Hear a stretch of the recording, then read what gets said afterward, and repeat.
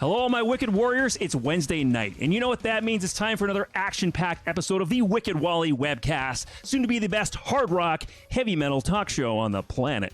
I'm your host, Wicked Wally, and we're doing the show live because the most important part of this show is you, the audience, watching. Whether you're watching it after the fact, but the live audience gets to participate tonight, and tonight is going to be full of audience participation. Whether you're watching this on YouTube, Twitch, or on Facebook. Wherever you're watching, we want to see your questions, your comments, your feedback in the chat. Metal Horns already from Paramnesia Vocals. Paramnesia is tuned into the chat. Thanks so much for that. And that's right, we're gonna be talking to you. You're part of the show tonight. You're hanging out with us tonight. And man, do we have a hell of a show that's gonna be I'm super stoked for tonight's show. This is episode number 30 of the webcast. Alberta's premier metal festival, known by some as the best fest in the West, is making a triumphant return in 2021 after being canceled last year due to the global pandemic.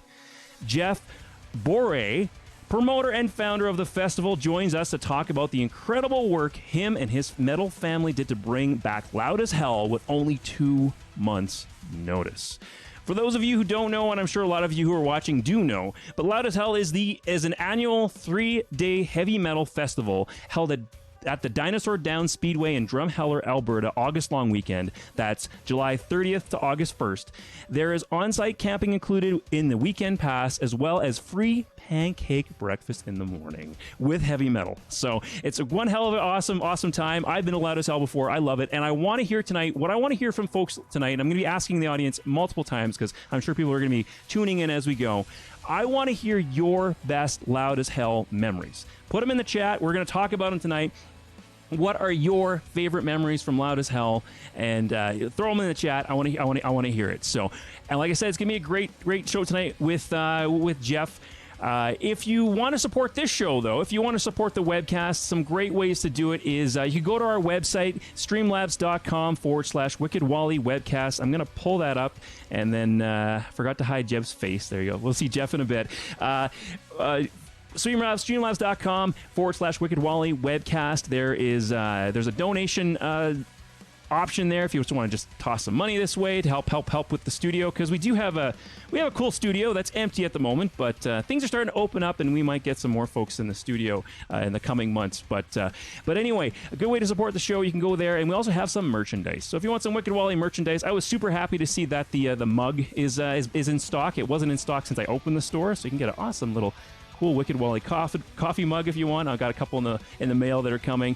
And the easiest way to support the show, the cheapest way to support the show, the free way to do it is subscribe to our YouTube channel. Go to YouTube and look for Wicked Wally webcast. We need subscribers there. We only have about 80 subscribers. Let's get to 100 subscribers so we can actually get a proper URL and all the other features. So this show needs to get to 100 subscribers, so you can help us out with that.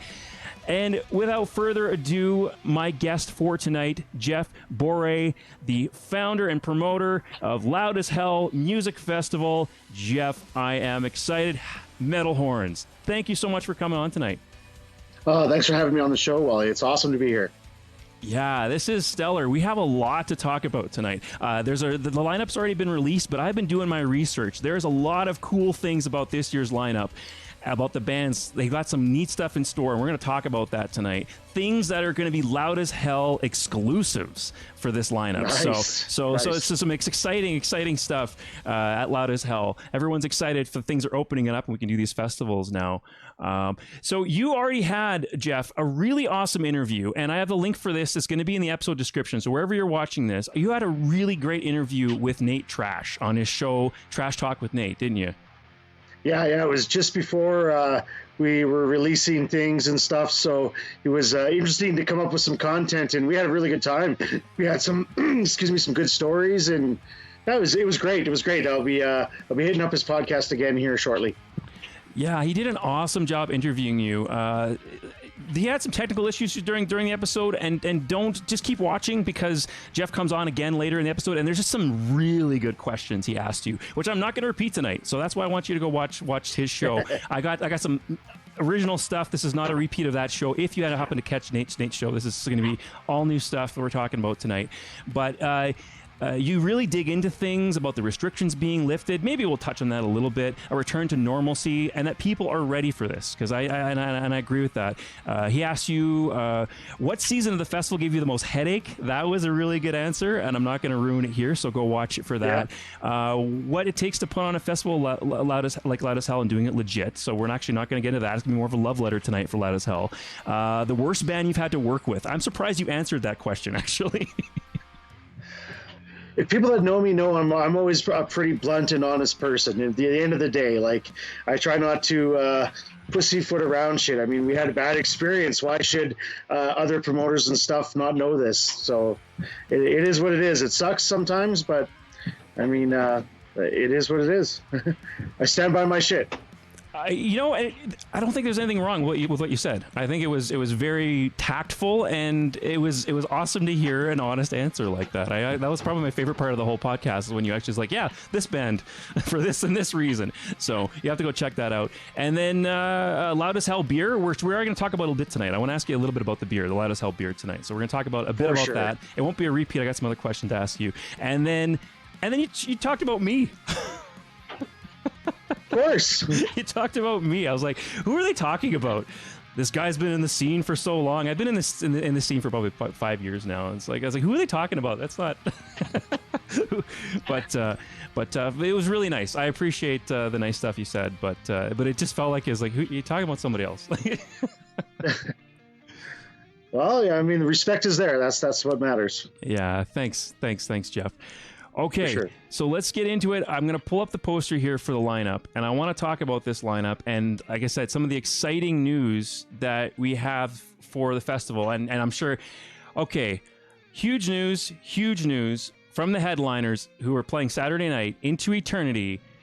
Geoff, what I saw it on your social media, but let's talk about it here. I am super excited. I'm wearing an Into Eternity shirt tonight because I'm stoked.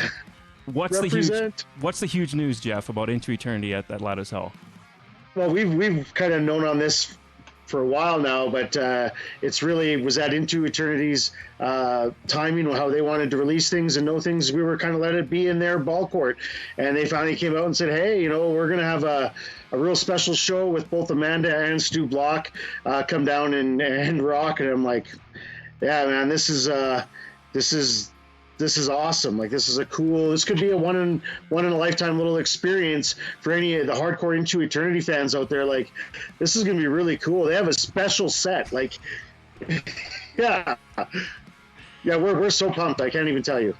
Yeah, I'm stoked. I've been a fan of theirs since 2002.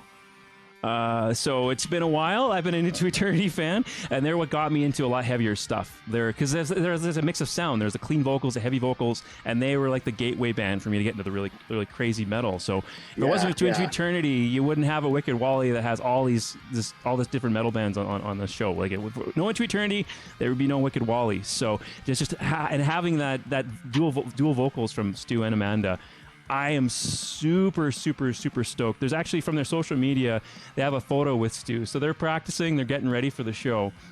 It's pretty... Yeah, we're pumped. Yeah, true dream come true for Into Eternity fans. It's crazy how everything's kind of working out. Like Stu and the bassist Luke Appleton, they recently quit Iced Earth. That's kind of what I think probably led to this actually happening. I don't know for sure, but I'm assuming, because he's not part of Iced Earth anymore, he's got some time. He's going to come back to me with Into Eternity and play this, and Stu Block's going to be part of this show. Over that whole John Schaefer fiasco, and I'm not going to get into it here, but it's just incredible how world news, something crazy that happened in world news, like U.S. news, but it was world news, has affected Iced Earth, which affected Stu, which affected Into Eternity, which now we have this awesome maybe one time show, who knows, with Into Eternity. It could, Stu's very talented. We were talking about this before the show. He could get recruited for another band, and this might be the only time you'll get to see this. So I think any Into Eternity fan has to try to make it up for the festival. Yeah, I agree 100%. They have played the festival before, but this is a little different. This is a little special. This is, we feel very blessed that this is going to happen on our stage. The first time back after the pandemic. Like it's very special, and I hope everyone understands how special this is, and we've put a lot of work into putting this together to make the experience this year feel real good for everybody. And this is just like the cherry on the top, to have Stu and Tim and those guys all pushing it on their social media, and it's just it's amazing. It's awesome. We're so stoked for everyone to get here and then be able to experience this. Like, it's just going to be such a great feeling when we see all this really come together. And we're like, what, 8 or 9 sleeps away? Huh? It's crazy. Right. And it's hitting all of these. It's hitting all these news outlets as well, because Stu's been in the news a lot because of the iced earth crap going on. Right. He's been in the news so much that's like, Stu Block playing special show with Into Eternity, so it's just like, that's pretty cool that you're Loud as Hell is sort of like in the metal world famous from this story, and it's like it's spreading out. It was just so cool to see that, and how it's like lemonade out of lemons, that old saying. That's exactly what's happening here. Totally. Yeah. Yesterday, I seen a post from Metal Injection. I don't think they've ever done anything for the festival over the years that I can recall. So, like, it was like, oh shit! Like, even Metal Injection's in on this stuff. I like this. We're getting. I mean, obviously, hats off to Asher Media setting things up for everybody too. Definitely. So, I mean, it's awesome the way our exposure is gained from this, and like I said, we're blessed. Like, it just shows you how rich the talent and stuff is in Western Canada and Canada alone for loud music. It's always been this way, and it's awesome that we get to showcase it in this type of come back to normalcy or this type of stuff where it's perfect timing for these things to fall into place for us.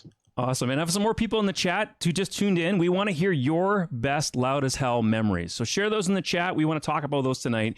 The chat's there. You're part of the show tonight. You're with Geoff and I hanging out. It's not just us talking to each other. We want to hear your best Loud as Hell memories from the festival. Okay, so here's the lineup again. And as I mentioned, I had more stuff to talk about. There's some news from Arrival of Autumn. There's something exclusive that they're going to be bringing to Loud as Hell. Did you hear about this one, Geoff? I talked to Jameson just recently, and I don't recall anything that I can come off the top of my head. But what's going on? I don't need to know shit. That's okay. As I mentioned before, I've interviewed a lot of these bands. Into Eternity, I interviewed in 2018 at Loud as Hell, actually, because of you in the festival. So thanks for that. Yep. That was a dream come true to interview, to talk to Tim and Amanda and the rest of the band. Okay, so the Arrival of Autumn, they were on the webcast last week. I just had them on the show. Jameson on the show last week. They were preparing for Loud as Hell. They're in their jam space, and band members were kind of popping in here and there while we were doing the interview. It was a lot of fun. It was a lot of fun. That episode's up on YouTube if people want to go check it out. They said that they're working on a new album, so that's something they've already mentioned on their social media. There is going to be confirmed. They confirmed this. There'll be a live debut of some brand new songs, never before heard. Arrival of Autumn tracks are going to be at Loud as Hell. So. That's awesome. That's awesome. That's what I want to hear. I'm a fan of those guys, big time. Like, I went out and checked them out when they came through with In Flames too, and got to hang with them for a bit and stuff. It's awesome. We're stoked that they're coming down and new music. That's wicked. Their last album, that Hairbringer, is a banger. So awesome. I'm pumped for new music from them. Fucking awesome. For sure. We have a question in the chat here. Matt Smith says, can you please ask Geoff if he has a special parking spot for Matt from Black Friday? What's that all That's actually a very legitimate question. Oh, okay. Because I don't know, should I tell the story behind it? Sure. Go for it. Go for it. Might as well. Matt Smith is a good guy. We've known for a while. He's in the band Black Friday. He's the drummer. Fucking drummers, right? Okay. He's had some tent issues in the past and whatnot. But anyways, one year at Loud as Hell, we had a no parking area for the band gear to load out and load in. And he parked there. And one of our security guys kind of, gave him a deal like, hey, man, you move it. And he didn't say something very nice back to the security person. Okay. So then the security person came and got me. And I went out there and had to lay a little law down. And like, whose fucking vehicle is this? It's mine. It's like, oh, Matt, you got to move your shit. So it's kind of an ongoing joke about him parking wherever he wants. So we have to do a requisition to borrow, because we work with the town of Drumheller, we get to use, through our special events permit, we get to use like barricades and different things from the town that we can utilize up at the grounds for our festival. And Matt, we are going to have a Matt Smith parking spot. It'll be the prime spot. Like, it's like handicap spots and then Matt Smith. I'm not making a reference there. I'm just saying that's how close he's going to be. So Matt Smith, yes, you're in. You're in. Okay, great. Check out Black Friday. They're kind of one of our house bands. They played on Neighbors Pub. They've done pretty much everything we've ever needed them to do. They're such great guys. If you're unfamiliar with them, it means you've probably never been to Loud as Hell, because they're kind of a staple to us. They're a great band though. But yes, Matt Smith, love you, buddy. You get your parking spot. Everyone else, tough shit. He says in the chat, "Love it, thanks, bro." So that's awesome. Damn right. That's funny. Okay, great. So news about Arrival of Autumn, brand new music's going to be debuted at the festival, which is huge. We'll go back to this lineup again, and as I said, like this is a walk down memory lane for me. I've interviewed a lot of these bands, I talked to a lot of these bands before. It's a love letter to the West. I mean, that was kind of one of the things with the restrictions, is you had to recruit bands from the West. It was tough to get bands from you couldn't get bands from out East and from internationally this year. But this is still an amazing lineup. Like.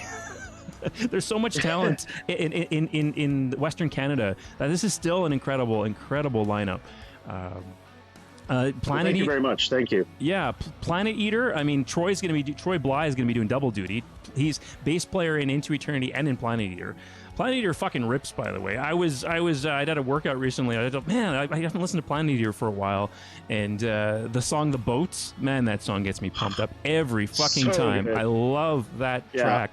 So Planet Eater, Troy was actually on my old radio show.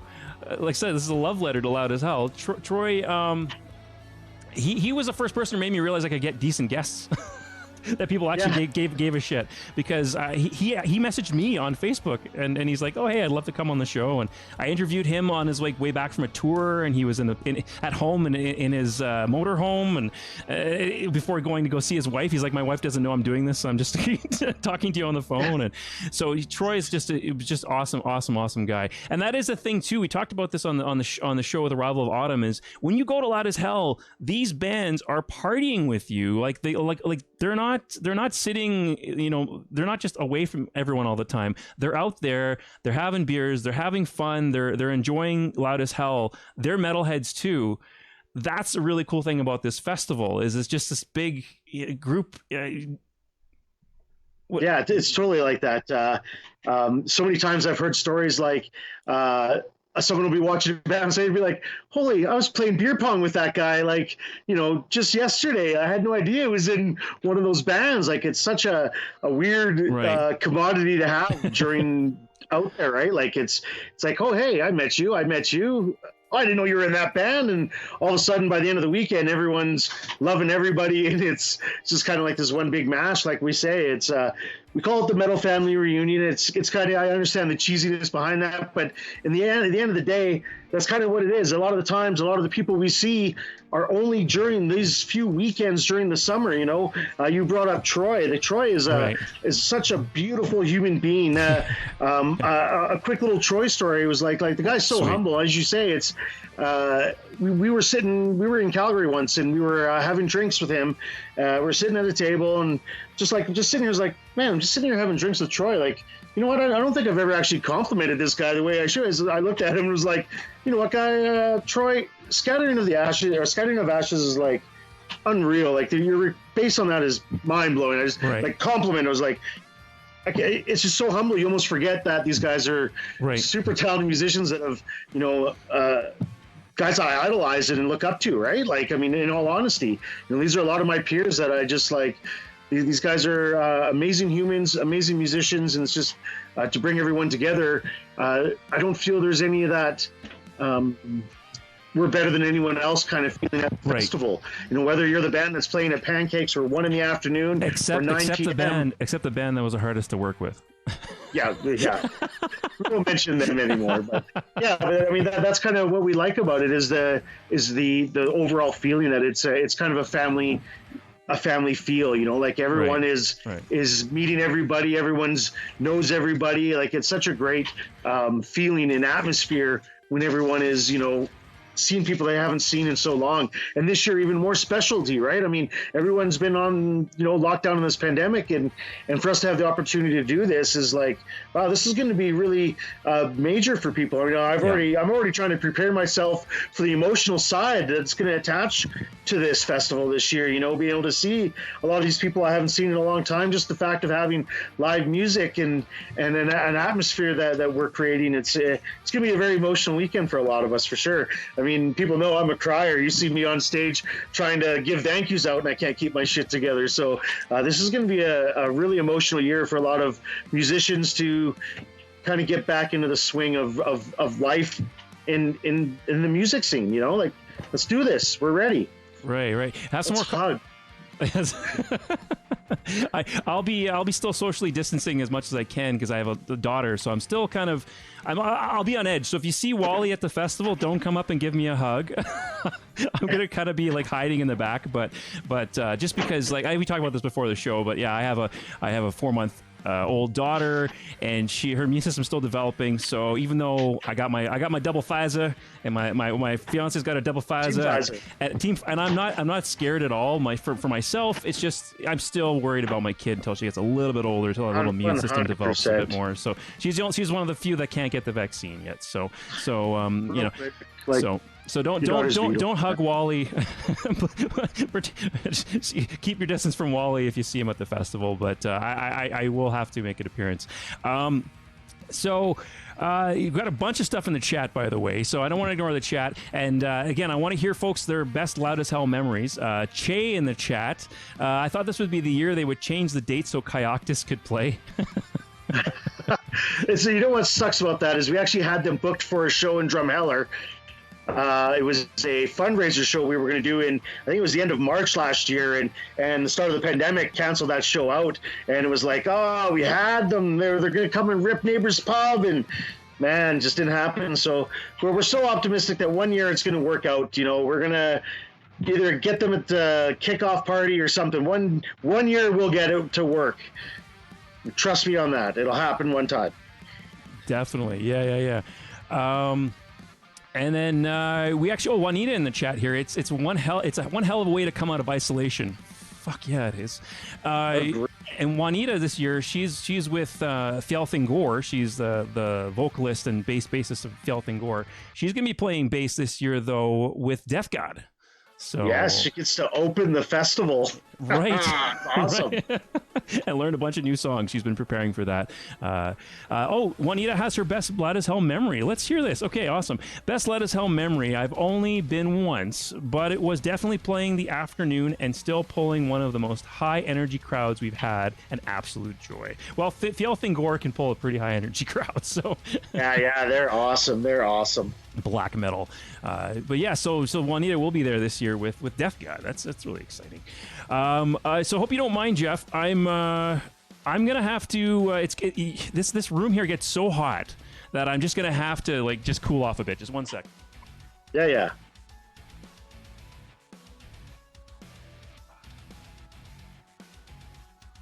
Oh. Yeah. Well, Ooh, that's better. I don't know why I wore well, more than one T-shirt tonight. I don't know what's going on here. Yeah. Anyway, so well done. all right, that's better and more comfortable already. Okay, and then no pressure. Juanita says in the chat for performing. Yeah, I think that'll be your first time ever performing with Death God. It'll be opening the festival loud as hell. So yeah, Awesome. no pressure whatsoever. So yeah, speaking of Hammer Drone, yeah.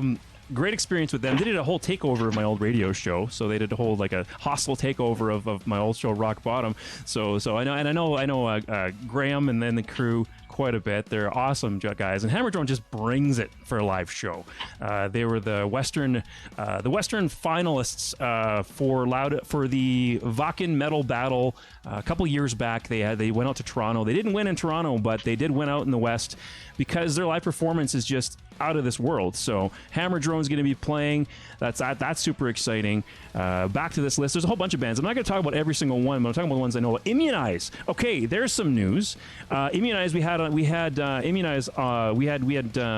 interviewed the lead vocalist. Oh, what the heck's his name right now? I don't remember at the moment. Sorry. Calvin Harris, right? No, not Calvin Harris is the DJ. Campbell? Calvin Campbell. Calvin Harris is a DJ. Is that right? Calvin Campbell, you're right. I had him on the show. He was really awesome. We had a great interview. They have news. So did you hear about the news from Immunize, Jeff? I have actually. Yeah. It, not even knowing that when we booked them in for the festival, we got them on, and then they just recently come out with their big news with a new video, dropping the new album, and then also going to be finishing up as a band. I mean, saddened, but I'm like, oh, I'm so happy they're playing our stage this year. Like, I feel like this is going to be I know they have other things planned after this show, but I want people to show up and send them off. Like, let's go. Well, yeah, they have other. Well, what's going on is I mean, one, they're an amazing band. I'm a fan of theirs, and I got my co-host Jason, who hadn't heard of them before. He fucking loves Immunize now, but he was so sad. I told him that they're disbanding, and he was just like boo, smiling. Like, you just see, he was so upset that they were disbanding because he became such a fan of theirs, and we want to see them perform live, right? So Loud as Hell will be one of the last chances to see them live, and what a great setting to see them before they disband. Their farewell show is at Shakers Roadhouse on August 28th with Sadistic Embodiment, who also was on the webcast, killer band from Edmonton, and Rising Sun, which I haven't interviewed before, but yeah, so that's where they're going to be playing on the August 28th. That's the 28th, so I mean, that's the end of the month. So this is going to be one of the last chances to see Immunize play live. He's got the straight jacket. They all dress like orderlies. He's like a crazy person on stage flailing, and like it's just okay. So that's another. See, all these little things at Loud as Hell that you're going to want to either the last chance to see, or maybe the only chance to see, or debuts. There's lots going to be happening at the festival this year, and You're absolutely as right. a fan, I'm stoked. Yeah. It's just funny the way it all works out. It just seems like like you say, all these special opportunities are rising within the festival this year, and it's just it's going to make it that much more special. Like, I don't need to sell the festival on people to come. I mean, people that have come know what it's about and how it goes. It speaks for itself. But all these little additives just make it for those people that are going to come. Like, it's going to be that much more special for everybody. Yeah, we have some more folks in the chat sharing their Loud as Hell memories, which we have to get to as well tonight, and I love hearing them. Let's see, Andrew Baldock, and this is not a memory, but he said, "Careful, I almost died at Slayer wearing multiple T-shirts." So, okay, it is actually very hot in this studio, so that's not no bullshit. It gets very hot in this room. There's no AC. So Kayaktis, his memory is when Nate said we weren't staying, then we did, and he passed out in his locked car. Then I slept in the thistles. Which is best Mouse Hell memory, apparently. That's awesome. We weren't staying, and then he decided to stay. Yeah, true Nate style. Says Paranesia vocals. Okay, Aaron Philip Reddit in the chat. Awesome. He's a big supporter of the scene. He's an awesome guy. Best love. Yeah, lots of love. Jeff, you want to? I think you were saying that he comes out, volunteers every year, still buys a ticket.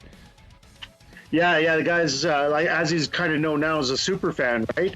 Right. His first year was year 5, the year we had Unleash the Archers, and kind of got introduced to him there. And every year he seemed to be more and more committed to helping the festival with all sorts of different things. You know, he MCs our kickoff party for us. He donates his time as much as he can for the festival, as well as buys a ticket. Like the guy's he's a beauty. You can't say much more about how awesome Aaron has been for us and how close of a brother he's become over the years. So we had. Go ahead. Go ahead. No, go ahead. Finish. I was going to say we had a good time. We threw a bit of a party last year when Loud as Hell got canceled. I threw a party for all the managers and the kind of close people we had that are part of the making the festival is what it is. And Aaron was part of that group, and so he came out and camped for the weekend. Sunburned his shins to shit. Oh shit! Fuck, it was hilarious. I mean, we're talking like so bad. It was awesome. But yeah, I'll get into a few stories about that weekend at the festival this year. It'll be pretty fun. Nice. So I'm going to skip ahead a bit. We talked about volunteering, so actually that's a good time to segue into that. Do you still need volunteers for the festival? Are you still looking for security volunteers? And yes. Yes, we are. We still definitely need some security volunteers. You have to have your Pro Serve and your Pro Tech to do those. But it's really simple. Those are online courses you can get. It's 2 6-hour shifts. That's it. 2 6-hour shifts. You get your weekend pass. So there's all different shifts around on the weekend. You can send a message an email to lahvolunteering@gmail.com. And our volunteer coordinator will be with you and hopefully get you situated. We still also need some help in, I believe, the merch booth, maybe a few shifts, and set up and tear down, which goes Thursday night and Monday before and after. The cool thing about the setup and teardown shifts, if you come out and can help out on the Thursday, you get the whole weekend off to enjoy the festival, and then help tear down on Monday for those nasty hours. But it's worth it because you get all the time off. So you know, it's there is positions available. We definitely still need some help, and we're, like I said, just over a week out. So if anyone's willing, please get at us. That would be excellent. Again, that's lahvolunteering@gmail.com. And the website as well, right? Or does that only work on the computer? The loudashell.ca, you can volunteer there as well? Yeah, you can go to loudashell.ca. There is a volunteer forum on there, but I know some people on their mobile apps have having a little bit problem trying to get scrolling down. I've talked to our web designer, and there's some bugs we're trying to work out. So there's not much. If you're not getting a response, then just send us an email direct. It's still awesome. You get 2 months notice to get this shit together. So that's fine. Insane. So lahvolunteering@gmail.com. And I also have that in the episode description. So wherever you're watching this, you can find that information there as well, how to volunteer at Loud as Hell. So make sure you do that. Okay, so we're back. We're still the memory. Aaron shared his memory at Loud as Hell, so I better talk about that. Okay, Aaron says best Loud as Hell memory is seeing Unleash the Archers as the headliner at my first Loud as Hell 5. I knew no other bands my first year. I was introduced to so many amazing acts and people who have become great friends in the last 5 or so years. Loud as Hell truly is a metal family. That's what introduced him to all this, wasn't it? It was. Yeah, it's insane that we live so close together and had no idea that some of these fans existed in our small town. Now he's a major player in Calgary in the metal scene, and he's from, I believe he's actually from Rosebud, which is just a tiny little town outside of Drumheller. So it's who knew? After that Loud as Hell 5, Aaron was at every single show we threw in Drumheller. Like every tour that we booked through here, because we try to do shows throughout the summer and stuff to keep our name relevant and keep some stuff going on locally for the metalheads.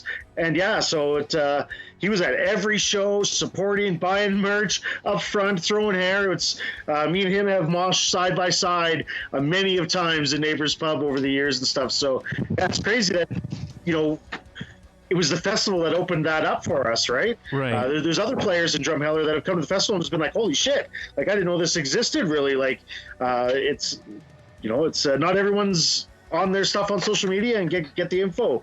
So it's his mind was opened, and he's been a huge part of the family ever since. Yeah, we have some new folks tuning in. So, we want to hear your loud as hell memories. Share them in the chat wherever you're watching us, whether Facebook, YouTube, or Twitch.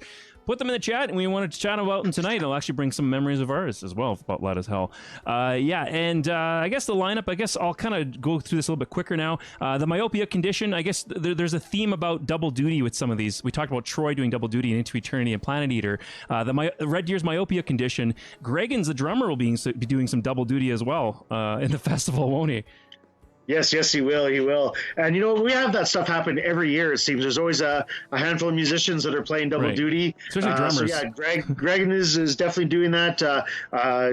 Gord Alexander is also doing double duty this week. I think we even got a triple shift person. I'd have to think a little harder on who it was, but somebody... Oh, it's actually Tyler with Immunize. Oh. Because he's also playing with Quietus. Okay. And he's also sitting in for, I think, Tides of Quran. Oh, okay.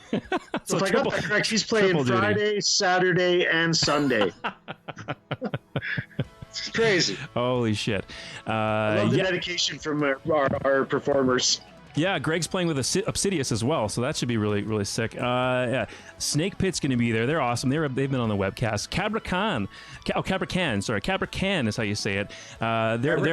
They're from Mexico, and I interviewed them on Rock Bottom a long time ago. Really cool Mexican folk metal. I don't know if they've played in a while, so it's pretty exciting to have them there. They're a very interesting, different dynamic if you've never seen them before, and you don't really hear a lot about Mexican folk metal, and especially to have an international, like they live here now, but they're from Mexico, so you kind of have an international band playing at Loud as Hell. Because they moved here. That's really cool. That's totally cool that happened. I had heard they were in Calgary, but I didn't realize they completely 100% reside here. And it's like, oh, this is so cool. We basically get an international band that's right. It's perfect. It's nice. And again, they add to our diversity of a lot of music that we have at the festival, right? We have all different types of subgenres, and definitely folk metal is one of the ones that we try to have at least one or two bands every year format. This year we have those guys and Forsaken Rights. So I mean, it's awesome that they bring another style to our festival, another diverse band. It really is a mix, and it's good because everyone gets a little bit of something, because you can't see every single band usually. Usually you're busy, so you can focus on the bands that maybe you enjoy the most, or the genres you enjoy the most.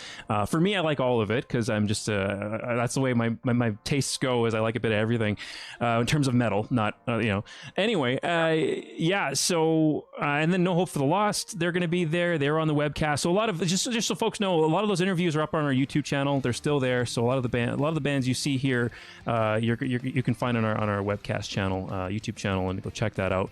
And then also the kickoff party has some memories for Wally here as well. I think it's more stuff in the chat. Let's see. Rock and roll. Oh, Nate Trash is rock and roll. Wicked Wally rules. Thank you, Nate Trash. We gave you a huge shout out at the beginning of the show. I told people to go watch your interview with Geoff because you did an amazing job, and I still think they should. There's a link for it in the episode description wherever you're watching this.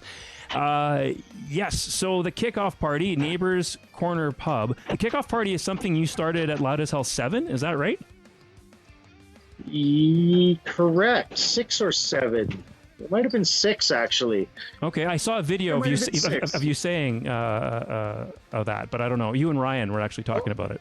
Yeah. Okay, yeah, maybe it could have been. It's just pandemic years made it off. It was you do that 2 years ago. Yeah. Messes everything up. Yeah, it's it's funny how that come on board too, because it was never an idea that we had. It was just we always do our stage setup, and we build the event on Thursday, and it just seemed like we started getting people, hey, can we come down tonight early and set up camp and stuff? It's like, yeah, sure, why not? We're on the grounds.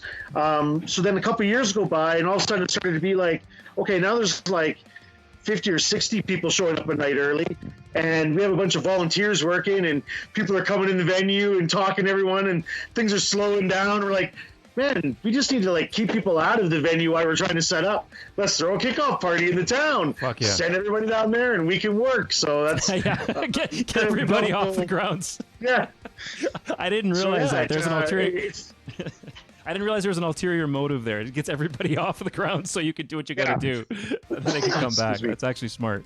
That's really smart. Yeah. But I mean, at the same time, like, it's cool. Neighbors Corner Pub is the venue we use for all of our shows. They're huge supporters of what we do. So Dave and Kathy down there, big shout out to Neighbors Corner Pub. They've been nothing but family. Again, they came out camping with us last year. Just had a hell of a time. But yeah, they rule. So it just feels right that we do a little kickoff party, give them that night to really get things kicked off. Like I said, they're so good to us. They deserve a big show like that. And this year we have 4 bands. We've never done 4. We always do 3. If you haven't been to the kickoff party or to Neighbors Pub, I mean, it's a small venue. It's a small stage. But man, is it ever fun once that place is sweating and packed. Like, it's a really good time. We've had Ninja Spy in there. We've had West of Hell, Neck of the Woods, like, so some, X-Pain, like, so some pretty substantial bands in this tiny little venue. So having these kickoff parties is really cool because it's intimate, but it kind of just gets everyone kind of revved up a little bit. We like to see that, Yeah. that type of weekend. We want to see energy. We want to see fun. So just makes sense to do a kickoff party. And you have Reed Alton doing double duty as well, Siren and in Vertigo. He's playing in both. Yeah, totally crazy. And that was totally not on purpose. It was just random the way that worked. Oh. And I kind of gave them the option if they could have a set in between the 2 bands or back to back, and fuck it, let's just do it. And it's like, all right, back to back it is. So I don't know. Thanks to him for commitment and coming out. At least he can do that and then chill for the rest of the weekend and enjoy the festival. Very true. So that's he can temper his throat and his lungs and stuff on a few nice cold beverages. Right. Yeah, there's also 2 bands that are close to my heart that I've interviewed before and have a bit of a relationship with just through doing this kind of stuff. They're really, really both members of both bands. I know Reed's in both bands, but he's the only overlapping member. They're just amazing dudes. Really awesome guys. So yeah, that's stellar as well. Speaking of Siren, didn't they just not get nominated for YYC? Recording of the Year came out, which we're the sponsor of. So funny with that too. Congratulations to all the bands nominated for that. Like every year, I don't want to be the person that has to pick a winner there. It's all so good. But funny, it was like the first year we did the first year for YYC Awards was the first year we met Osiren. Actually, we were outside, Ryan and I, and we were a few of us were just kind of getting our wits together about leaving and heading out, and they came up and introduced themselves, and ever since then they've kind of been on our radar, and things just haven't worked in our favor, and we're stoked to get them on our kickoff party this year, and even more stoked that all the bands that are on the kickoff party generally make the main stage the next year. So huge opportunity. So all the bands that are watching, if we ever offer a kickoff party, generally those bands make it up. Like, that kickoff party is substantial to us. So we treat those people with as much respect as we do all the rest of the bands. They get on the poster. They're with all the social media we do. We do that. We try to make it like, they're part of this just as much as every other band is playing at the festival. So it's no different. They all get a pass for the weekend. They get their lanyard. Like, they're part of this. The kickoff party is a big part of this. So we have offered kickoff parties to bands where I think they turned it down because it's on a Thursday. Might be a little hard to get to. And I understand that stuff, but at the same time, that we really appreciate the bands that come out on a Thursday night to play in our little pub. And you can look back at the track record. Those bands generally almost always make the main stage the next year. I mean, we take that very seriously. So I appreciate the 4 bands that are playing.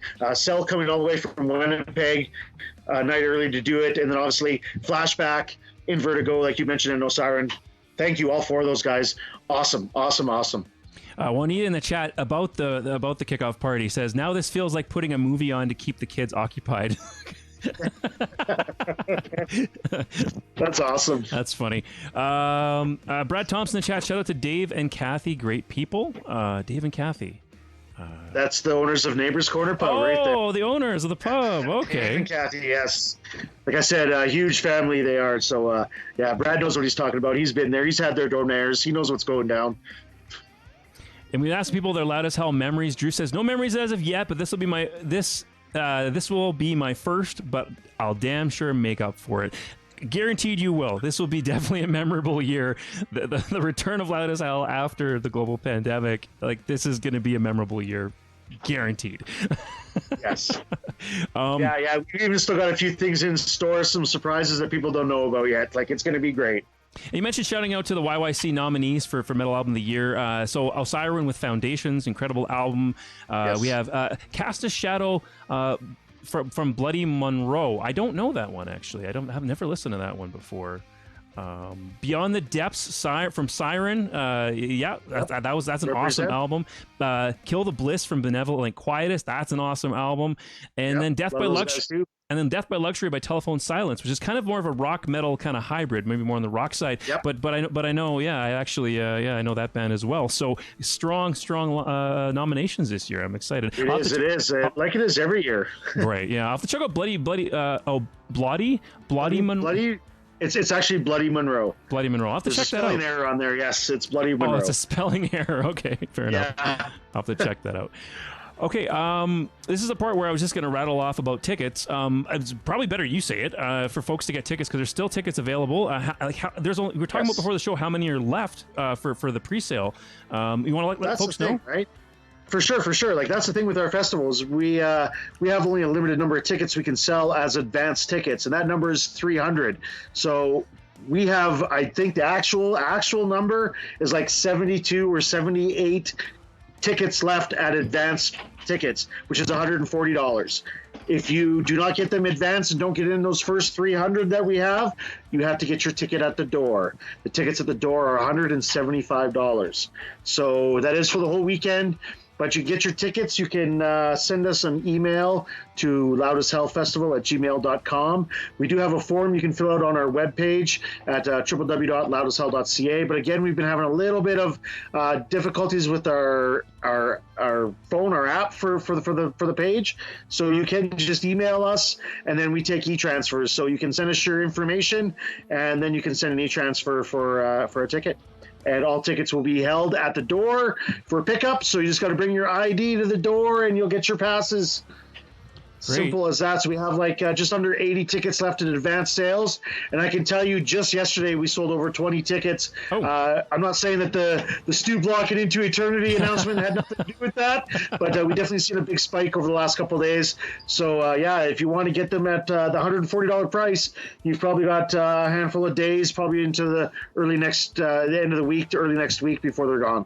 Yeah, $175 at the door for the weekend pass, $80 day passes at the door, right? You said. And then what was the email address again? It is loudashellfestival@gmail.com. Loudashellfestival, all one word, @gmail.com. You e-transfer and then just same address, yeah. Okay, and then just give your information with the e-transfer, or how's that? I know that's why we take the email, get your name and your address, so we have your gotcha. Confirmations of the information we need to hold your tickets. Okay. And then you can just send an e-transfer as well. Gotcha. Same address. Email and then e-transfer right after. Gotcha. All in once. Okay. Gotcha. Yeah. Yep. Yeah. And that's just because it's just getting this going. I mean, has it been stressful? I'm going to ask you that question actually right now. Has it been stressful getting this going? It has been. I mean, obviously there's lots of things that go in to make this work, but it, I haven't felt the stress as hard. I mean, this is our 9th festival we've done, so we kind of, even on short notice, we know how to do this. Now, we have things that obviously we are trying to. The biggest thing we stressed out about this year was what's going to happen after Stampede. You know, what's going to happen over the next week as far as COVID numbers and stuff go. You know, they had over 500,000 people. We're not nearly that big, obviously. Right. So I feel we're pretty low on the totem pole, but we still have to take the precautions. So I think that was some of the biggest stress, was just making sure that we covered our bases. No matter what comes out of the Stampede and what kind of restrictions may or may not come into place, we're ready for it. We've taken every possible avenue. So, like, there's no way this doesn't happen. Even if it's restricted shit, it's still going to happen. Gotcha. You know? We've prepared for every obstacle. That's been the most stress. And I believe you have. I honestly believe that you're yeah. Okay, great. So, okay, we're gonna have some fun here. The next segment of the show, well, not segment of the show, I guess next part of the show, I'm gonna pull up, and I sent him a message, and he said it's perfectly fine. Kevin Student, he's no longer with Arrival of Autumn, but he was a bass player, and he has a bunch of really good vlogs. I don't know if you've ever watched these. Oh, yeah. He's got some loud as it's a good shit. He's got some loud as hell vlogs, so I thought it'd be a lot of fun to play some of his vlogs. It'll trigger our memories, some loud as hell memories, because the folks in the chat, there's some new people who just joined. I want to hear your loud as hell memories. Whoever's new in the chat right now, so there's more people just joined. We want to hear your loud as hell memories. We're going to talk about them on the show, wherever you're watching, Facebook, YouTube, or on Twitch. And then also subscribe to the YouTube channel if you can, please. If you do subscribe live during the show, it should show up in the little bar here. So you're actually you'll see your name pop up, and it'll have a little sound effect. So go ahead and subscribe to the channel, and we'll see that you're supporting the show. That's the best free, easy way to support the show, to subscribe to us on YouTube. Search for Wicked Wally Webcast. So I'm gonna play some just a few parts of some of his videos, because they're a lot of fun, and then it'll give us a ways to talk more about the festival and what's coming up this year. I think it'll be a fun thing I got planned here. But before I do that, Geoff, I gotta apologize again. This darn room is so hot. I gotta cool off a bit. Just hold on. What band is it going to be this time, guys? What are you thinking? Oh, Flannery, of course. Oh, man. That's good. There we go. That's better. Whew, whew. It was getting so hot in here. I don't know why I wore so many shirts today. Anyway. So smooth. I tell you what, Wally, that's class shit there. I wish I would have been in on this. I could have decked up. Oh, you could have done the same thing. We could have been taking our shirts off the whole episode. That's good. That's good stuff. There's no more shirts, though. Spoiler warning, there's no more. If you're wondering when I'm going to pull off, this shirt's got to stay on. There's nothing underneath this one. So 3 was my max, because this room probably is about 30 degrees. It gets so hot in here with everything running. So as you can tell by the sweat on my forehead right now. Anyway, so Brad, we have... just some more laughter in the chat. So everyone's having a good time. People are laughing. More people have joined, so we want to hear your loud as hell memories. So share this with us. And we're going to look at some loud as hell memories from, give me 1 second here. Loud as hell memories from Kevin Student from Arrival of Autumn. So we're going to skip around a bit. We're just going to talk about some specific things. And I want to hear your hot take on some of this, Geoff, because you're going to probably have a lot to say. Let's just play a little bit of this intro, because it's pretty cool. Someone had a drone, so we're going to check this out. Dr. Kevin. Holy. Yeah, there you go. That's cool. There's the grounds, right? So that's freaking sick. I love seeing Tent City like that. It's so cool. Zoom out. Loud as Hell Festival. Very well put together vlogs. By the way, if I'll mention this now, I'll mention this at the end after we watch some more of his stuff. But if you want to check out the vlogs, and yes, I know he's no longer with Arrival of Autumn, but he's got some amazing stuff on there when he played with the band, playing with In Flames, I should say. When they toured with In Flames, and just really good stuff. Go check out the YouTube channel. I have links for it in the episode description, so wherever you're watching this. There's links to all these videos, and you can find his channel from that. So anyway, let's watch a little more.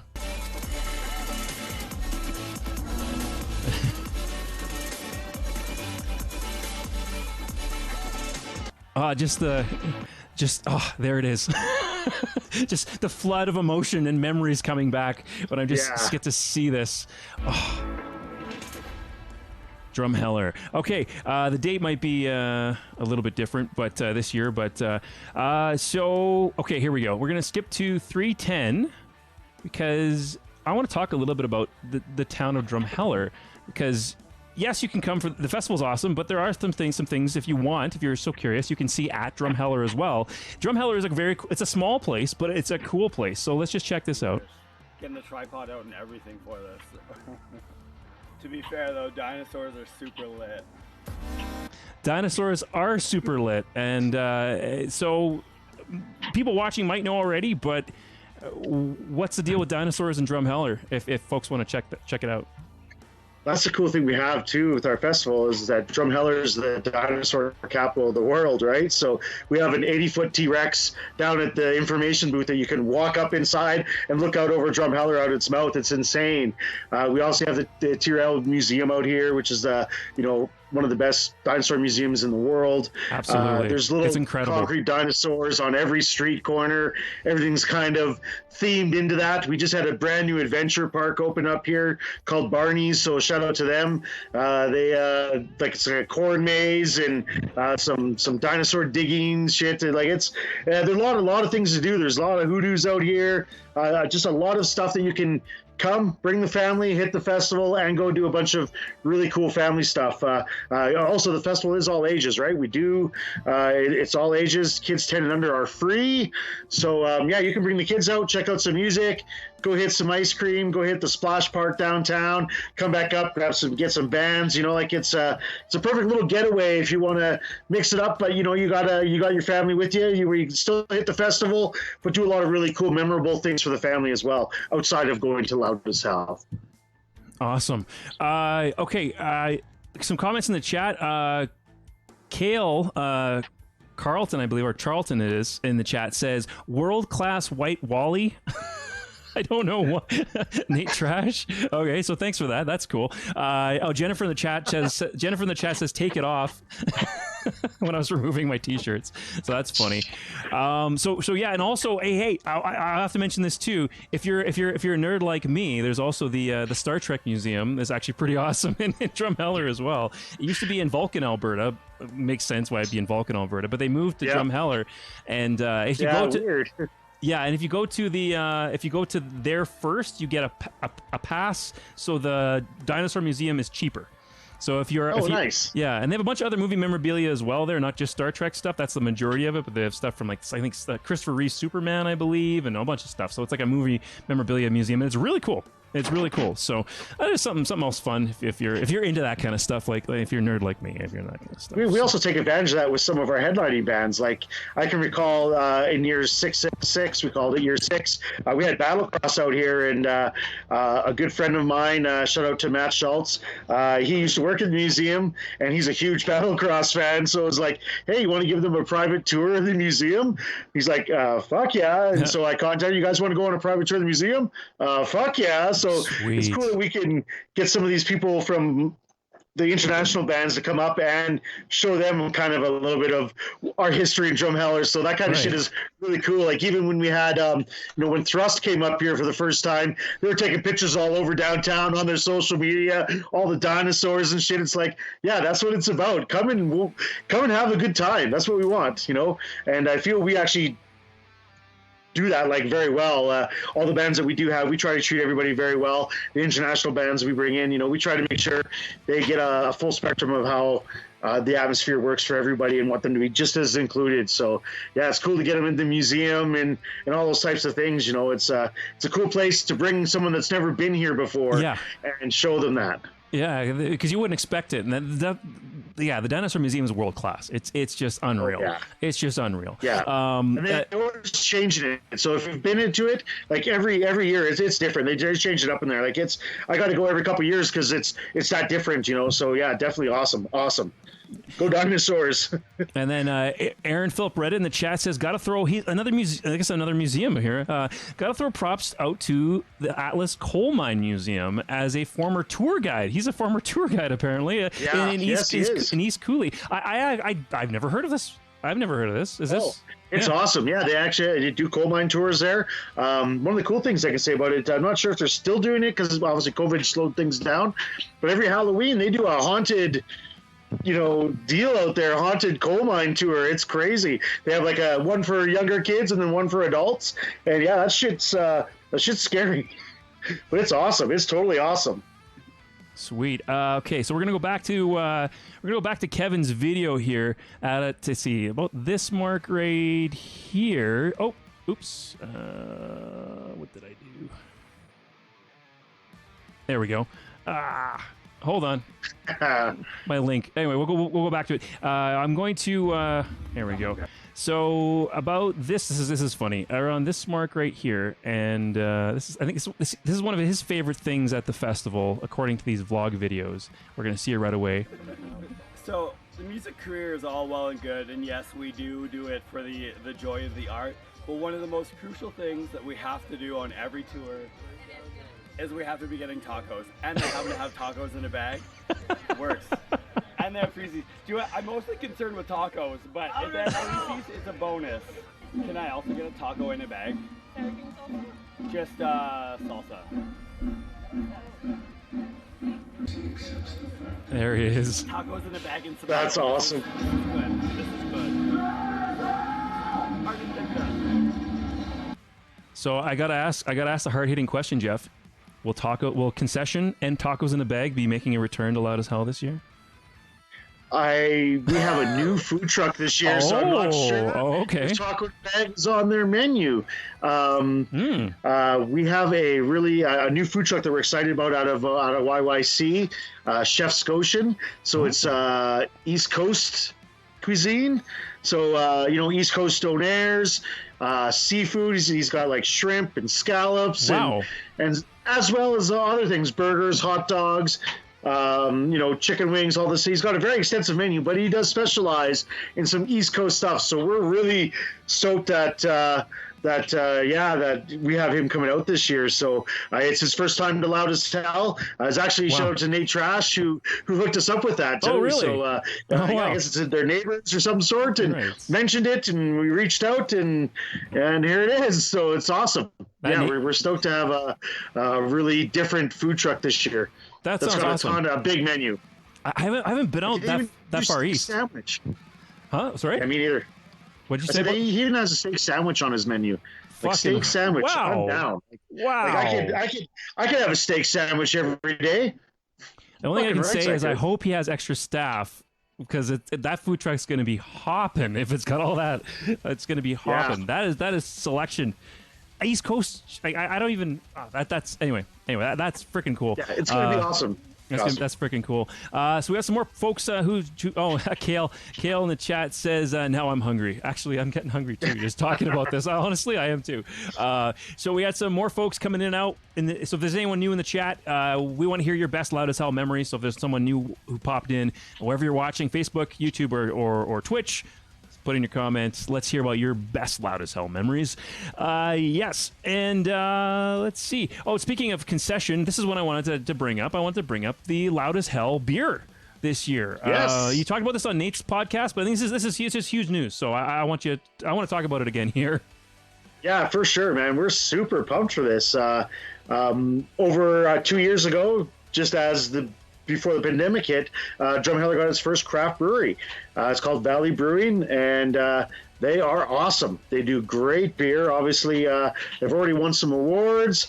I know they're all their people very well. Actually, my personal business that I do for my career is located above the brewery, so I lease a spot out right above them. So it's like a match made in heaven.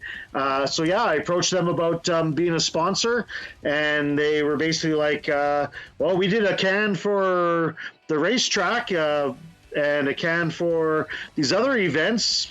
Let's do a can for Loud as Hell. So boom, we're pumped. So they should have those ready to go for us sometime next week before the fest.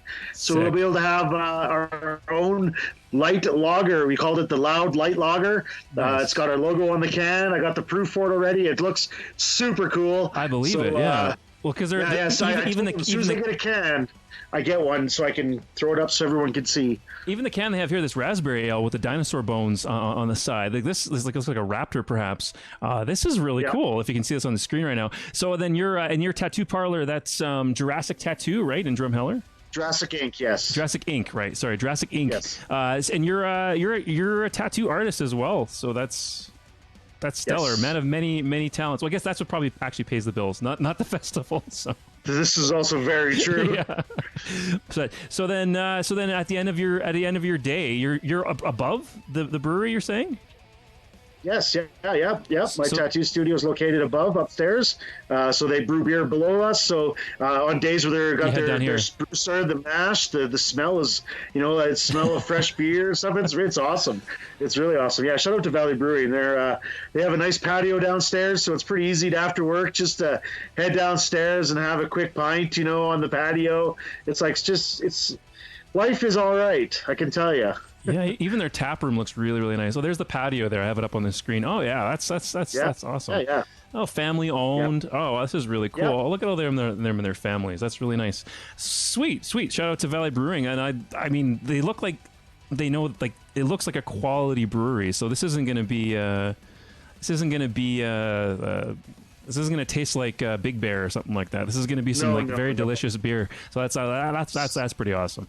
This is some high quality stuff. It's really good craft beer, and we're going to carry a bunch of the other beer up there too. Not just our own light lager for the Loud as Hell, but we'll have some of the other beers up there, like the Discovery you were showing, the raspberry beer. So we'll have a selection of theirs as well. Yes. Oh, yeah, we'll have a selection of their stuff, including they also do an apple cider that they brew there. That's unreal. So like we're going to carry some of their other stuff as well. Nice. Oh, that's wicked. Okay, yeah, I don't remember hearing you announce that before. So some of their other beer as well will be the festival. That's amazing. That's just amazing. Yes. Okay, that's for a craft beer lover like myself. Well, actually, I had to quit drinking because of a health thing, so I can't.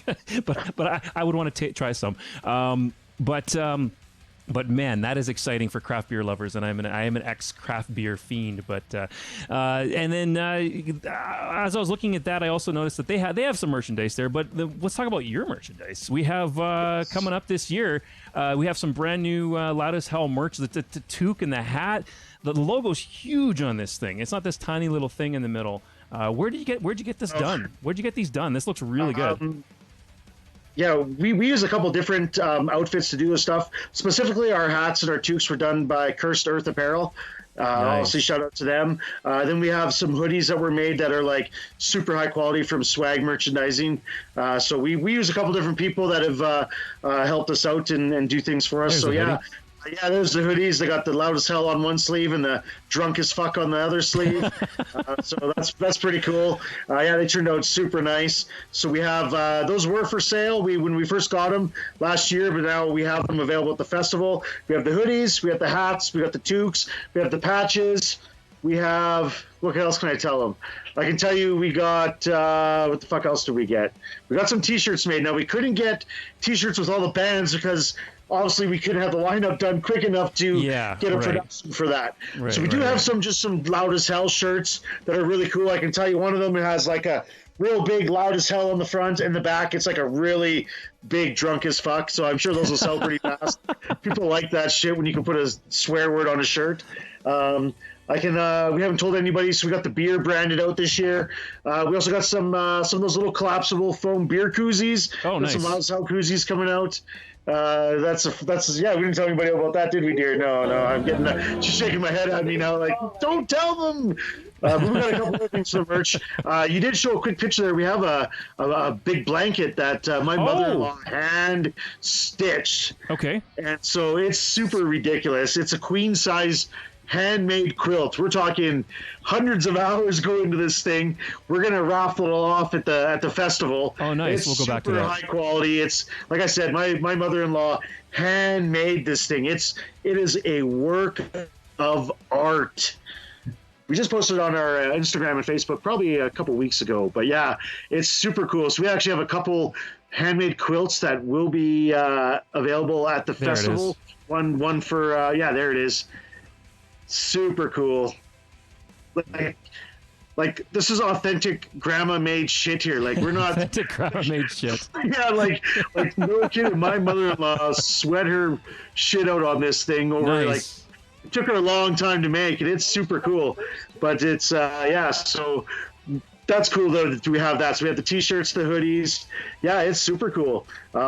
We upped our merch game a little bit. We even got a couple surprises when you get there to see that we have added to it. Yeah, I'm already getting in trouble. You're telling more than you're supposed to. Well, hey, you can have some exclusives on the show. Right, that's okay. Right. You're just giving Wally some exclusives on his show. That's just you're just being nice. That's right. Yeah. Okay, actually, I was gonna play this clip. He's talking about taco in a bag again, which is not a thing this year, so we're not gonna do that. But about this backstage area, this I thought was really cool. It's not so much interesting to maybe someone going to the festival, but someone playing at the festival. The fact that you have this, I'm gonna play this clip here, and here we're gonna hear Kevin gush about this backstage area, and then I want you to chat a bit about it because you are a musician, so I'm assuming this is why you made sure there was something like this. Anyway, let's just play the clip first, and then we'll talk. There is someone loading in our gear for us. Loud as Hell is fantastic for a lot of reasons. One of them, they have the whole backstage area. It works so smoothly. They have a lot of really experienced people that just keep the show running, and we don't have to do a whole lot except for play the gigs, which is, it's handy not to have to focus on that. So I'll give you a quick little sneak peekarooski around the backstage. Don't tell anyone though, this is top secret stuff. They have like the preloading area. They bring the gear in, set her down, and then you have to go like a couple of feet onto the stage and you're ready to go. It's so nice to have a bunch of space to work around in. Really dig it. Thank you, Loud as Hell, so much for having us again. Also, thanks again for putting tacos in a bag on the menu. Oh my god. Fucking tacos. Fucking tacos in a bag. That's so awesome. Oh, Kevin, I love that guy. Yeah, it's that was the challenge we had over the first handful of years is, as we got a little bit bigger and bigger, we're bringing more and more bands. This was used to be just a 2-day festival, and then it turned into a 3-day festival, and now it's a 3-day with the kickoff party. But we have 40 bands that play over the weekend, 41 this year with the kickoff party. It's a lot of gear. It's a lot of moving parts. So the venue we have is so cool for that. So we have our big open area where our stage is. Then we have a huge side stage that the next band on can use to set up their stuff and get ready. And then we have that big room that Kevin was in there, which is off the side stage, which is just like we have stages or like slots where bands' gear go, and it's just like a rotation. Next band up, their stuff's there. It's next onto the stage. It comes back. It's just a big rotation, and it's taken a long time to get to that level. It was like by year 4 we really started to get it down, and now it's a well-oiled machine. And he's right, the people we try to have back there are knowledgeable people that try to make it go. We only have 15 minutes between bands. That's it. When the band finishes, the next band will be on that main stage in 15 minutes. And when you got 13 or 14 bands a day, you can't run behind. You got to be on. So having it set up the way we do, it's just the way it works. And it's not just necessarily like me that's done that. That's how it's evolved with everyone that we've had as stage managers, production managers. Everyone's input have made this to get it to where it is, right? Like it's always tweaking. And again, this year we did more tweaking because of the idea that we could have restrictions. We're doing things a little differently this year. So we've had to make new changes and new tweaks. So it's ever evolving. And that's what we have to do too. We don't want it to be stale. We don't want it to be the same thing every year. We have to evolve the festival. That's how we're going to grow. Our goal in the end game is to have 1,000 people come to this thing. And the only way we're going to get there is by evolving as a festival. So, like I said, we've got some other things that we've done this year to change it up a little bit and just kind of give a little bit of a different feel. So, for the people that have been before, you'll notice a few things, that are slightly different that maybe not seem so big to you, but to us, they're monumental in how things flow behind the scenes. So we're really stoked on getting this year under our belt and seeing everybody there. So that's something you talk with Nate Trash as well, and on Trash Talk with Nate. Again, links to that episode is in our description, so I recommend checking that out too after this. But you talked about wanting the festival to grow. And then that was really exciting to me because I didn't know because right now the building only holds 500 people, right? And you mentioned 1,000. So how's that going to work? Well, those are growing pains that we deal with as they come, right? We can't sit here and think years down the road, what do we do if we have to get to a certain stage? The advantage we have in the meantime, though, is so our venue has a certain capacity on it, but we also have the whole time the venue is open, it has that huge bay door on the south end that's open, and that's into a beer garden out there with our food truck, and we have all that stuff out there. So we can make that area larger so that we can actually fit more people. The shitty thing is that if you get too many people are going to be outside of the venue, still seeing the stage of the band, but now you're outside looking in. So what we've done, I guess I can say this now, what we've done this year is we've decided to move the vendors outside. Okay. Gotcha. So we can really open up the inside of the venue. Gotcha. Yep. So for us, it was like, that kind of makes it a little bit easier. If they decide that they want to put some sort of in building restriction at a percentage or something. Without the vendors and stuff in there, we have a way more open space. Nice. We also, some people that are coming to the festival might want that little extra space. If you want to hang back in a corner or not be up front, that's totally cool. We respect that. And also at the same time, you can stand in the outside area and still see the stage in the venue and hear it just as clear as day, right? Yeah, it's true. Like it's great. A lot of people do. Like, people have their lunch and they eat at the food truck while they're still watching the band on the stage. So we can make that little bit area a bit bigger to maybe accommodate some vendors out there a bit more, so we can open up the inside, which gives a little bit more room for everybody inside. So that's kind of how, it's going to be a little different when you show up. It's going to be a little different with how it's set up, just to try to expect the unexpected, but at the same time be prepared for the unexpected. You know what? The government wants to say, things spiked after the Stampede. We need to go to 50% restrictions inside buildings or whatever. Well, okay, we're ready for that. We can make the outdoor area. We'll figure it out. Yeah. It's going to happen. So, that's awesome. That's a big thing. So, smart guy. All things that help make it evolve, to make it work. We have to, we just can't expect the same thing to work every year. We have to make it better. And I'll give a quick shout out to the WCMFA. We're in a group with other loud music festivals in Western Canada. And this off season has been really bad because after all the festivals are done each year, we all get together for a meeting once a year, and we get to openly talk about our experiences with the other festivals. I always put a booth up at some of the other festivals, vice versa. You'll see, the guys from Armstrong and Metal Offstick and all those guys are always at the other festivals too. So it's always good that we get together and we have the feedback to each other on, hey, what did you experience at the festival that went really well, that went really not so good? How did you experience our festival out here? Like, is there things that you've seen that maybe we could do better? And so having that group has really been good for the growth of all of our festivals. I feel that going into 2022, we should have everybody back on track to where it is. We have Hyperspace and Decimate and all these guys. So it's super cool that we have that, and it's helped us become a better run organization as individual festivals and as a group. Yeah, just to summarize for folks watching, just so they're following, the WCMFA is the Western Canadian Metal Festival Alliance. So it's all of those festivals you're talking about. There's Armstrong's in there, I believe, right? Decimate, and there's a number. Hyperspace, right? Is Metalocalyptic in that one as well?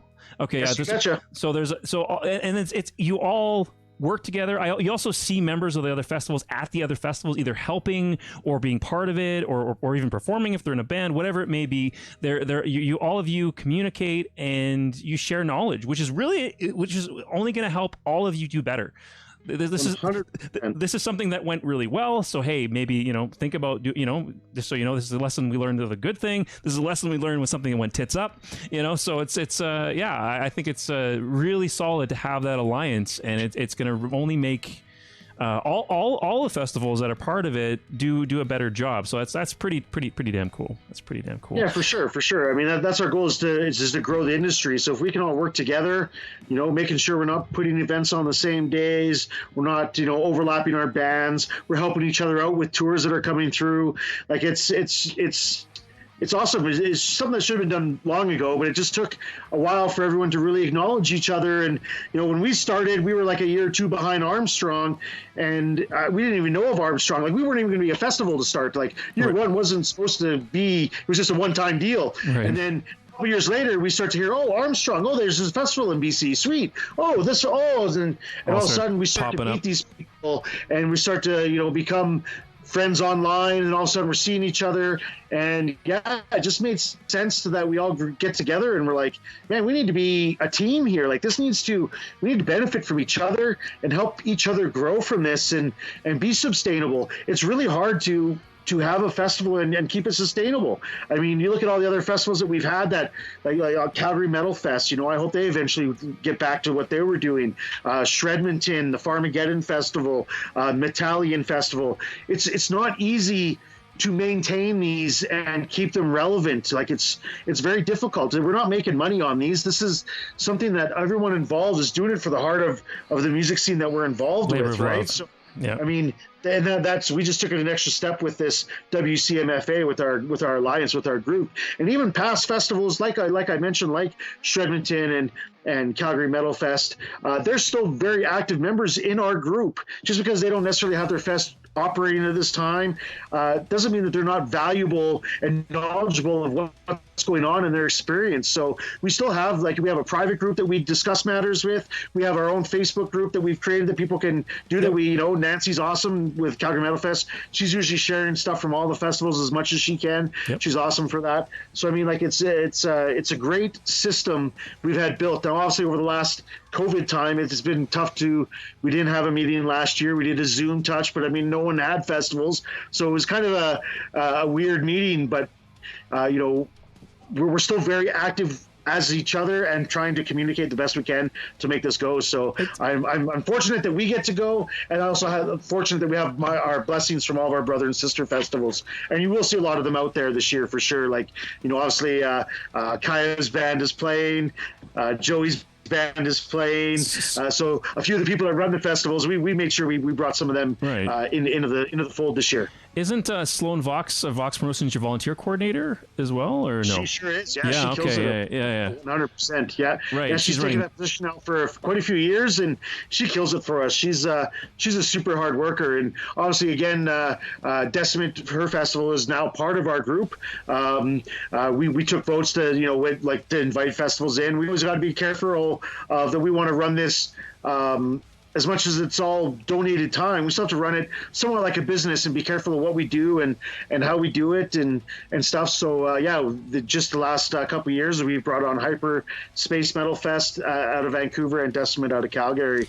So they're the two of the newest festivals that are involved with our stuff. Yeah, we're going to do a quick shout out to Sloan's Festival here. This is September the 11th. They're calling the Decimate Open Air Mini Fest Corona World Tour After Party is what she's calling it.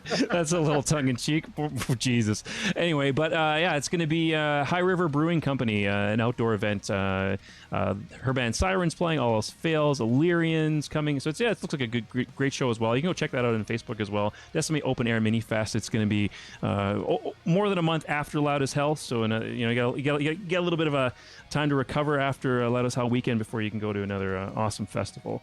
So sorry about that. I wanted to I'm going to say thank you to Kevin again for letting us play his videos. He calls himself the discount Jon Snow from but anyway, in this clip, but thanks to him to letting him show these videos. There's some awesome clips here of them performing on stage.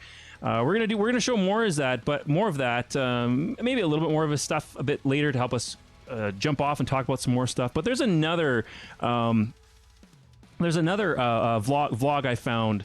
There's this guy who does this vlog. It also does a really good job. I thought we could check just a little bit of it out. I found it online. I didn't ask him permission, but I'm sure he won't mind. Let's see here. All right, this is Wicked Wally. This is a final day of Loud as Hell in Drumheller, Alberta, August long weekend. It's been I'm wearing the same damn t-shirt. The same shirt. A little older now though, but a few years have passed. Couple of lines, but this is a fun video. I walked around talking to people. Drunk as fuck. That's the saying. That is insane. Right now I am in here. Tent Village the festival. Hey, how are you enjoying Loud as Hell? Fuck yeah. Yeah? Drunk as fuck? Drunk as fuck. Loud as hell? Drunk as fuck. That's the saying. That is. So, okay, I've heard the story before, but just if anyone's watching, they haven't heard the story before. And actually, I think we have some more new viewers tuned in. So we want to hear your Loud as Hell memories. We're talking about memories because that's what these festivals are all about. That's what Loud as Hell is all about, is making new memories. So Loud as Hell, Drunk as Fuck. Where did that come from, Geoff? Our good friends, there was a band that the first year we did this, we contacted this band from Didsbury called Maimed Wolf. They turned out to be pretty good friends of ours. They were the first time we did something really cool. We gave them a Veterans Award. So we got a little history with them, but I think it was like year 2. They're the ones specifically that came up with the quote. And I think it was just one of those random things. Someone yelled, "You loud as hell," and those guys were like, "Drunk as fuck," and all of a sudden it was repeated a couple more times, and man, it stuck. And we also have their blessing to use it. But yeah, it's just one of those things. And we've actually gotten a little bit of slack on it in the past, which I understand. Like, we're not here trying to promote like alcoholism and drinking. Right. It's more of a camaraderie saying, just like a tagline. We're not sitting here telling everyone like, get so drunk as fuck that you're alcohol poisoning. That's not the point here. We're trying to just be more of the, hey man, it's a chance that someone yells loud as hell and everyone together can go drunk as fuck. So it kind of creates a little bit of that really good. That's okay. Sorry. Well, I'll even say come on, right? I'll even say in just to add to that, Jeff, this video. This weekend I was there. I already was cutting back on the booze pretty hard because I didn't know what was wrong with me health wise, and I figured it out later, and I'm much better now, thankfully. But I was in actually rough shape when this video was shot, just because of my health things. So I was already not drinking. I was already cutting, like maybe had a beer kind of thing. I was already watching for the booze. I had a hell of a time. And I wasn't healthy, so you don't have to get, you're not saying, I'm sure you're not saying you have to be drunk. I mean, Loud as Hell is amazing no matter what. 100%. That's kind of what we say, it's just a tagline. It's something that when we yell it, everyone gets to say drunk as fuck. Everyone's together. It's uniting people with 3 simple words, with 3 simple word response. It's so simple and so easy, but it brings everybody together. It's a common bond against everybody at the festival. I can recall mornings before pancakes. We open at 10 a.m. when we serve pancakes. I can be at 9:30, go out over top of Tent City from the top of the hill and yell loud as hell, and there'll be 19 hungover bastards yelling at Ray, drunk as fuck. It's like, yes, like it's just a unification of camaraderie out in the fields and off the stage, right? Right. So yeah, it's awesome. It's a cool tagline. It's catchy. It works. It is catchy. We're also an independent festival, right? We don't have these like big massive sponsors and shit. It's not like we're Budweiser comes in and sets a bunch of shit up for us or anything like that. Like we're an independent festival. We use local people. It's a lot of volunteer based stuff. So we like the fact that we have our we're okay with having a little bit of a swear word in our tagline and this type of stuff. That's kind of what we are. That's, if people don't like that, then you're probably a little too sensitive to be in our environment. Right. Well, I don't mean that in a bad way. I'm just saying, that's just how we are. It's a fun thing, not a literal thing. It's just the word fuck. Like it's who and you don't. Yeah, I know what you're like, Jeff, and I know the spirit of the festival. So it's definitely not. Yeah, you're not promoting alcoholism. But anyway, we talk lots about that, and but anyway, back to this handsome devil. He last weekend. And I just had an interview with Into Eternity, my favorite band of all time. Yeah. I've discovered so many bands since then. They're still in my top 10, but I don't know if they're they're still up there. Buried in Oblivion is definitely still one of my top 10 albums. That album is just freaking amazing. So good. So we're losing you though. Your phone's Jeff. Your phone is tipping down. There you go. You're going to be hearing that interview probably not till October. How are you enjoying Heavy Montreal? I love Heavy Montreal. Freaking loud as hell. By the way, I said Heavy Montreal there because I was in Heavy Montreal the week before with a press pass interviewing bands in Montreal, and this is the weekend after I went to this. So it was a very busy time. Yeah, that's a hell of a back-to-back to do for sure. But and then so we have Hazardous Material. Is Hazardous Material going to be returning to Loud as Hell?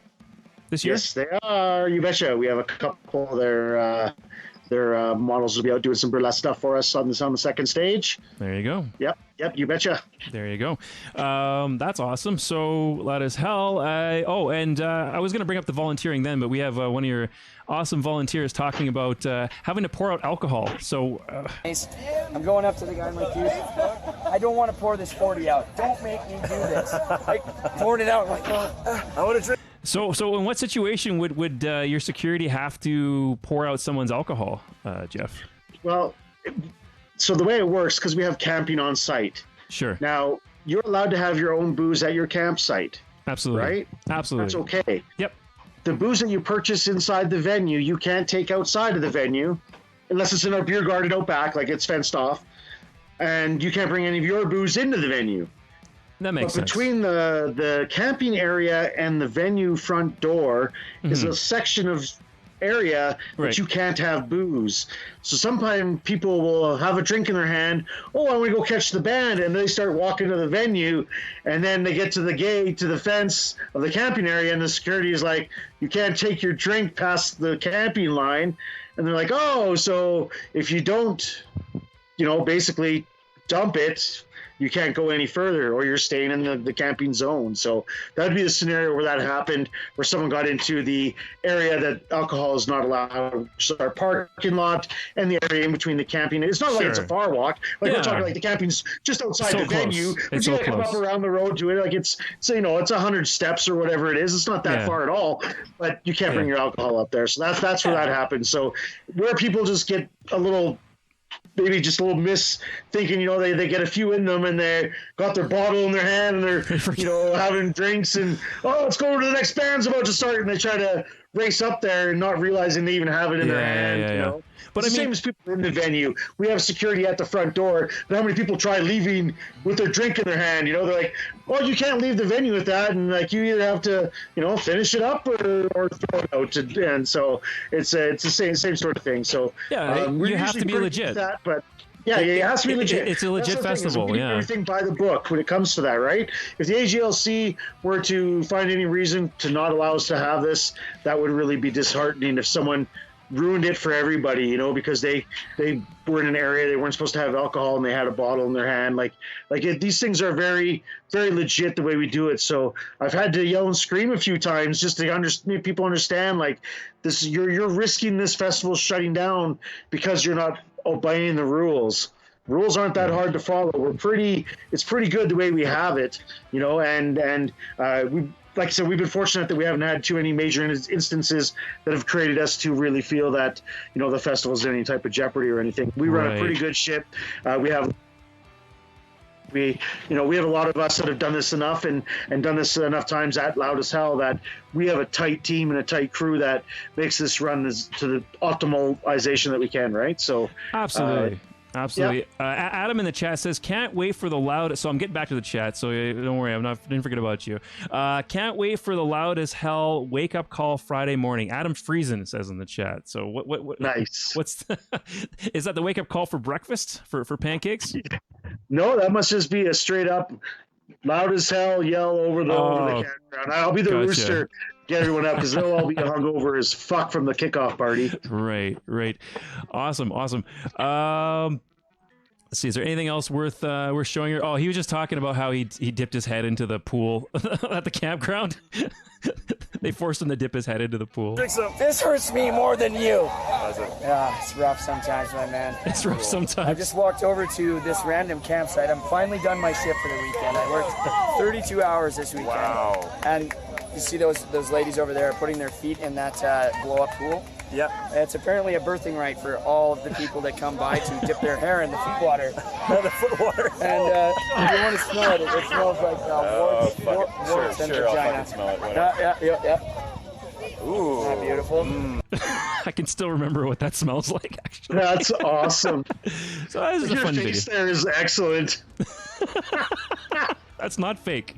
That is not fake. Oh, shit is good. And then here's a familiar face you probably will recognize. Yes. Mr. Asher, John Asher, which was really funny. He's the publicist for Loud as Hell. He does an amazing job getting the word out there about the festival, making sure folks know about it. And he's just an incredible guy. He also, a lot of the bands I hear about come through my email and stuff like that from him. He promotes, or he's the publicist for. Really cool guy, and met him in Montreal randomly the weekend before. That was Nice. the first time I ever met him. I just got emails from him for like a couple years, chatted with him on the phone, and I randomly I heard him talking to somebody. I'm like, oh, that kind of sounds. Hey, do you know John Asher? And he's like, I am John Asher. And then we ran into each other at Loud as Hell the weekend after. So it was it's such a small world. Really cool guy, and he's going to be there this year as well. I heard he's going to be there this year. Yes, yeah, coming out. Yeah. He let me know that a few weeks ago that he said, fuck it, I need to come down and do this. It's like, yeah, you do. Nothing else is going on, and it's even more so down there, right? Like they're not as open as we are down here in the West. So he's coming down and hanging out for the weekend. We're super stoked. He's done such a great job for us. A big shout out to him. Like it's crazy. Even this week's been hectic. He's had me a couple different radio interviews, a couple different podcasts, webcasts like yourself. So it's been pretty busy with stuff he's setting up for me, which is super awesome. So yeah, big shout out to John. He's kills it for us. Kills it. I love what he's doing. We've been working with him for quite a few years now, and we couldn't imagine doing it any other way. Really, he's the man when it comes to loud music in Canada or even in North America. Like he's the guy. Like he doesn't fuck around. So we're I believe this is only his second time coming to Loud as Hell, so we're stoked and honored to have him come out and hang out for the weekend. So that was his first time that I got to see him there. Oh wow, that was his last one. Yeah. That's a coincidence then. The fact that I ran into him in Montreal, I just overheard him talking. Yeah. Wow, that's crazy. Okay. And then I'm going to use this still right here to ask you if you can talk about this yet. I don't recall seeing anything online about the vendors that are going to be there at the festival. Can you talk about any of that kind of stuff? What we're going to see for vendors? Well, I can tell you, like, I actually don't know the specifics of the vendors. We've always had a bit of a struggle with our vendors. For people who have been there in the past, we've had some vendors that like shut down their booth halfway through the festival, or they're just some guys will just like not show up, or they don't even have a deposit down, so they just 2 days before the festival, we can't make it. So we've always struggled. We've always had a couple that are like pretty consistent, like obviously a Sin that does the Ragnar's trading there and stuff. She's like there every year, and she's like super solid, right? Yeah. She's also the singer in Tessitura, right? So the last Loud as Hell, she offered to maybe give us a hand to say, hey, I'd be willing to help out, line up some better vendors or some other vendors and stuff. Right. So obviously with our short notice, I took her up on that offer. I reached out to her and said, hey, you said this a couple years ago. Would you still be willing to help out and line up some vendors for us? And she's done just that. So she has lined up a few vendors for us. She'd be the one that knows exactly who's going to be there. It's I don't call it a headache, but it's a stress that I'm not worried about right now. Good. I now have someone that's taking care of that. So do have vendors. We have vendors that have already paid for their booths, so they will be there. So I'm stoked that we should have a good plethora of vendors that are solid and really, she's in the scene. She knows what's going on, right? So I'm stoked to see what she's bringing for the festival this year. So sweet. I'm sure I'll get the information, and we'll make a Facebook post and a social media post about the vendors that will be lined up. Same with some of the acts that we are still yet to announce on our second stage this year. So sweet. I think we have some new folks poking in on the chat, watching the stream. So we want to hear your Loud as Hell memories. Put those in the chat so we can talk about them on with Geoff and I can chat about them here, and as well support the Wicked Wally webcast. We haven't had anybody new subscribe to the YouTube channel because I would have gotten a notification up on the thing. So we would hear a cool sound effect. So go to YouTube, search for Wicked Wally webcast, subscribe there, hit the bell as well, and then you won't miss us when we go live, because we do this on Wednesdays, and you get a chance to talk to cool people like Geoff, awesome bands that I've interviewed. Arrival of Autumn we had on last week. They're one of the headliners at Loud as Hell. They're playing the Sunday night. They're closing out the festival Sunday night. So So awesome acts that we can chat with, and that you can be part of the conversation, ask those questions that you've always wanted to ask all these different artists, and do that. So anyway, we're gonna go back one last time for just a quick moment to my unofficial co-host for tonight's episode, because I'm don't have one of my regular co-hosts tonight. Kevin, student again, the discount Jon Snow, his videos, his vlogs. So they have like clinics and stuff like that. And right now they're doing a drum clinic on the side stage. It's pretty dope. They also have like acoustic acts, just so if you want to watch some metal and learn some things too. Oh, that's Brian Newberry doing the clinic right there. Yeah. Of Into Eternity, drummer in Into Eternity, and of Sadistic Embodiment, which I interviewed Sadistic Embodiment on this show. Kick-ass bands. And you can't forget about Untimely Demise. Oh, Untimely Demise as well. Yes, right. He's also there, yeah. Is he any other bands? I have a feeling he's like... he probably is, that we don't even know about. I feel like everybody that says so many bands, they're all talking about Brian Newberry every time they say that. Like, right. That's legit. Yeah. Okay, let's see. Okay, yeah, let's chat about that. Let's talk about the side stage. Like personally, you're talking about memories of the festival. That second stage is awesome. Like, it's just really awesome. I didn't expect to get that much entertainment value out of a second stage like that, but it's educational. I remember Tim Parent of Ninja Spy doing a bass tutorial, and you watch Ninja Spy play, and they have such a big sound. They have such a very full, big sound. There's only three of them, three brothers playing, and they're just little guys. There's three short brothers playing this, and they have this huge sound, and he was showing how he was playing, and all the little, like, it's not just the same bass riff over and over again. He's changing it as he's going, and there's layers and there's levels, and there's a reason they have such a full sound. And he was explaining all of this, and taking jabs at his brothers, and it was kind of funny too. So that's one of the huge memories. Also, a couple of guys playing guitar, doing the tapping, acoustic guitar with the tapping and the. I mean, just awesome second stage stuff. What do you have this year as a second stage? One, is the second stage going to be there this year? And two, what are you going to be doing for second stage stuff, if so? Yeah, we've kind of run the same system. The second stage only happens on Saturday and Sunday, usually later in the day, because the second stage only fires up for the 15 minutes where we're changing out bands. So the acts only get 10 to 12 minutes, the very most. So it's got to be something that's got to be fairly quick. Guitar clinics, drum clinics, stuff that you can do. Usually when we do those, we'll set up a couple back-to-back. So it'll be like a 10-minute clinic, and then in between the next bands, they'll continue and do another clinic, the same person. So they're small sets. So, our idea was to basically keep the energy going. Being that it's on-site camping, if a band finishes, a lot of people will exit the venue down to their campsite, and have those people come back up in time for the next band's always really tough. So how do we keep people in the venue? Let's just make it nonstop. A band finishes, second stage lights up, something's going on, especially in the peak hours. So this year we have the Hazardous Materials. Shout out to them. A few of their models are coming out to do some stuff for us. Nice.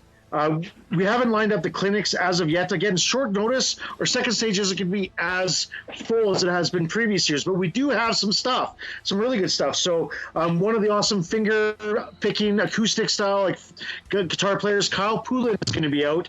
He's played our festival once before. He's from Canmore. Yes. He's amazing. Yes, he's awesome. So he's definitely coming out.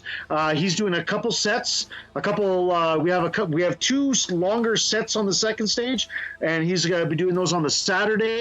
I don't have the times in front of me, but he's going to do two sets of his acoustic amazingness on the Saturday. We also have, for the first time ever, I'm not overly familiar with this act, but I think it goes by Kill Dodd on TikTok, and it's like trap metal.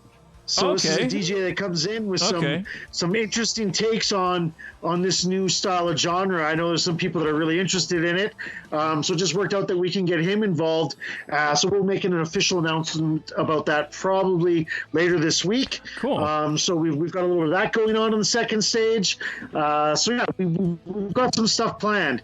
We had a comedian lined up. Our good shout out to CJ Crawford, but unfortunately he's unable to make it now. So we're kind of diligently working to try to get him maybe replaced with someone else. But those are the types of things we look for, you know, like solo acts. It doesn't have to be metal or loud music. Like I said, we've had a multiple acoustic acts in the past. You know, I always find it's really neat to kind of change things up and just kind of give everyone a break to chill down a little bit, get a little emotional, get a little intimate, and just restore a bit of energy. So when the next band's on, you can kind of re-hit the mosh pit and get it going again. But a little bit of downtime in between, time to have a quick drink, you know, hit the bathroom, do whatever you need.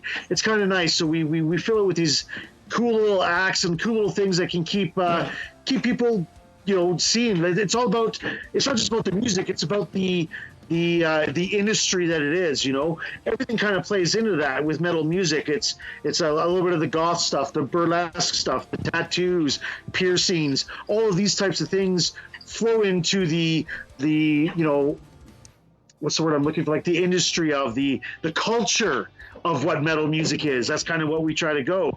So it doesn't always have to be loud and in your face. It's a little bit of everything that brings the culture of what metal music and metal scene's about, right? All those things are important factors into it. You know, we've done the freak shows and stuff, so it's all those things are important to, you know, the people that are part of our scene. So yeah, we like to expand the horizon that way. It's also something that is a little unique to us. You know, all the other festivals that we know and stuff, no one else does a second stage like we do and bring those types of acts in. And you know, everyone's got to have their own niche things that separates them, and all in good taste. You know, like the pancake breakfast. That's something that we've done for years. We didn't talk about that yet. Yeah. Yeah, like that's just something we started doing to bring bands into the venue early. Like, you know, venue opens at 10. The first band of the day, the first couple of years only ended up having, you know, a dozen people in front of the stage. Well, now with pancakes, there's 250 people in the venue. Now they're not all maybe moshing and shit, but everyone's hearing your music. You know, like it's a little bit of a different atmosphere. When you're done playing a song, there's actually cheers and hurrahs going out there, you know, as people are enjoying their free breakfast. So those little things is that's the same thing with the second stage. If I were to ever put a PowerPoint of what makes us unique, what makes us different, why would you come to Loud as Hell? Well, not only do we have 40 bands playing, but we have a second stage that caters to all these other industries within our industry scene. So, and then we have the pancake breakfast. You know, all these little things just make it that much more unique and that much more special to have it the Loud as Hell experience. This isn't just another festival. This is Loud as Hell. This is how we talk about it, you know? This is Loud as Hell. This is, like you say, a lot of people consider it the best fest in the West. I mean, there's so many good festivals, but we all have that same goal of having that type of, you know, aura to us and our festivals, you know, for people, and make it inviting, make it interesting, you know. If you're bringing your kids and stuff, change it up, have some stuff, you know, like that's what it's about. Yeah, our Medicine Hat friends, No Hope from the Lost, are playing pancakes this year, I was told. So they're going to be playing in the morning. Yes, they are. Nate Bonnet awesome. and Ray. Ray is playing pancakes both days because he's also playing in Revancus. So it's like super lucky for her. Like that's two prime spots really. Like honestly, those pancake slots are good spots to have, and we always give bands options, you know, like you want to play that? I'll give you that. I can put you in the afternoon, but I mean the pancake, you're gonna have more people hearing your shit generally. Like people love free pancakes, who doesn't? You know, and it's just good. It's good to feed the people. Right. A lot of people aren't rich and stuff, so it's also, you know, camping is included in your ticket. You can volunteer to get your ticket. You bring out a tent and a loaf of bread, you're going to get pancakes. So it's really you can do it fairly inexpensive if you're, you know, not looking to get completely shit-faced or stuff. And even at that point, like I've said before, you can walk around the campfires at night and find someone. They're going to give you a beer if you don't have one. Definitely. So yeah, it's definitely. You know, it's all awesome stuff. Awesome. And there's a loud as hell. There's a memory from Aaron in the chat again. Philip Reddit. He says from the second stage, Chris Schultz acoustic sets on second stage were epic. And yes, I remember that as well. Those were epic. Chris Schultz. It was really amazing performance. He's one of my favorite humans. He really is. Chris is a super good guy. Hey, Chris, I hope you're out there. And shout out to Horizon School of Music and stuff. He's such a great dude. I got right into his music, his acoustic stuff, and I can remember that performance, the one performance on our second stage. I was standing beside the stage watching, and I teared up. Like it was the emotion he puts into that guitar was just unreal. I could almost feel like, it coming on just talking about it, because the emotion he puts into his music is amazing. And I can remember sitting there looking at him, and we made eye contact. I was like, "You're gonna make me cry, motherfucker! Don't do it." It's just I get the same thing with Kyle. When Kyle Poulan plays, something about those guys that put that heart into that one instrument and just let it go. There's no singing, there's no nothing. They're just feeling the vibe and the flow of what they're putting out on that guitar. And to me, that's really special. Again, I look up to these people. These are a lot of my peers. I've made a lot of good friends over the festival, but these friends are people that I look up to, and I consider, people that I want to be like. So huge shout out to those type of people that can show the emotion into what they do. Honestly, a lot of the bands aren't made. I just find with the acoustic stuff, it's a little bit more intimate. It's a little bit more, touching when you're really close. It's just something about being intimate when you got 50 or 70 people standing around a small little second stage with one dude in acoustic guitar. It kind of brings you back to almost like a campfire type feel, though you're in a venue on a stage, but it's just so intimate. And we're fortunate to be able to, again, bring that type of diversity to our festival. It's not always got to be death metal and in your face scream. It's a bit of everything, and there's something there for everybody. For sure. With Kyle and Chris, I remember those performances, both of them, when I was there. With that vlog you saw, it was that year. They both were on the second stage that year. There is something about seeing that performance live, because I try to listen to them after the fact, like the recordings, and it's good, but it's not nearly as it's because what they're doing, it's like they're playing one guitar and it sounds like four instruments, but it's the performance really that I think shines with that kind of music, right? Do you kind of 100% agree. Like I said, you get to feel the emotion that they've put into the songwriting and the music they're playing, right? They're genuinely living and loving what they're doing at that moment. Like there's nothing else in the world that could make any difference to what's going on to the people that are involved and in close and intimate in those settings, right? It's one of those things that you have to experience to fully understand.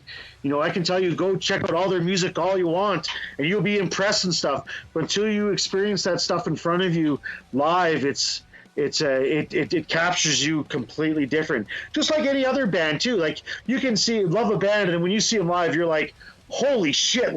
This is way more than I was like holy shit, right? And then I find just on those intimate stages, it gets a little closer. It's just a little bit more dug deep. Yep, definitely. Yeah.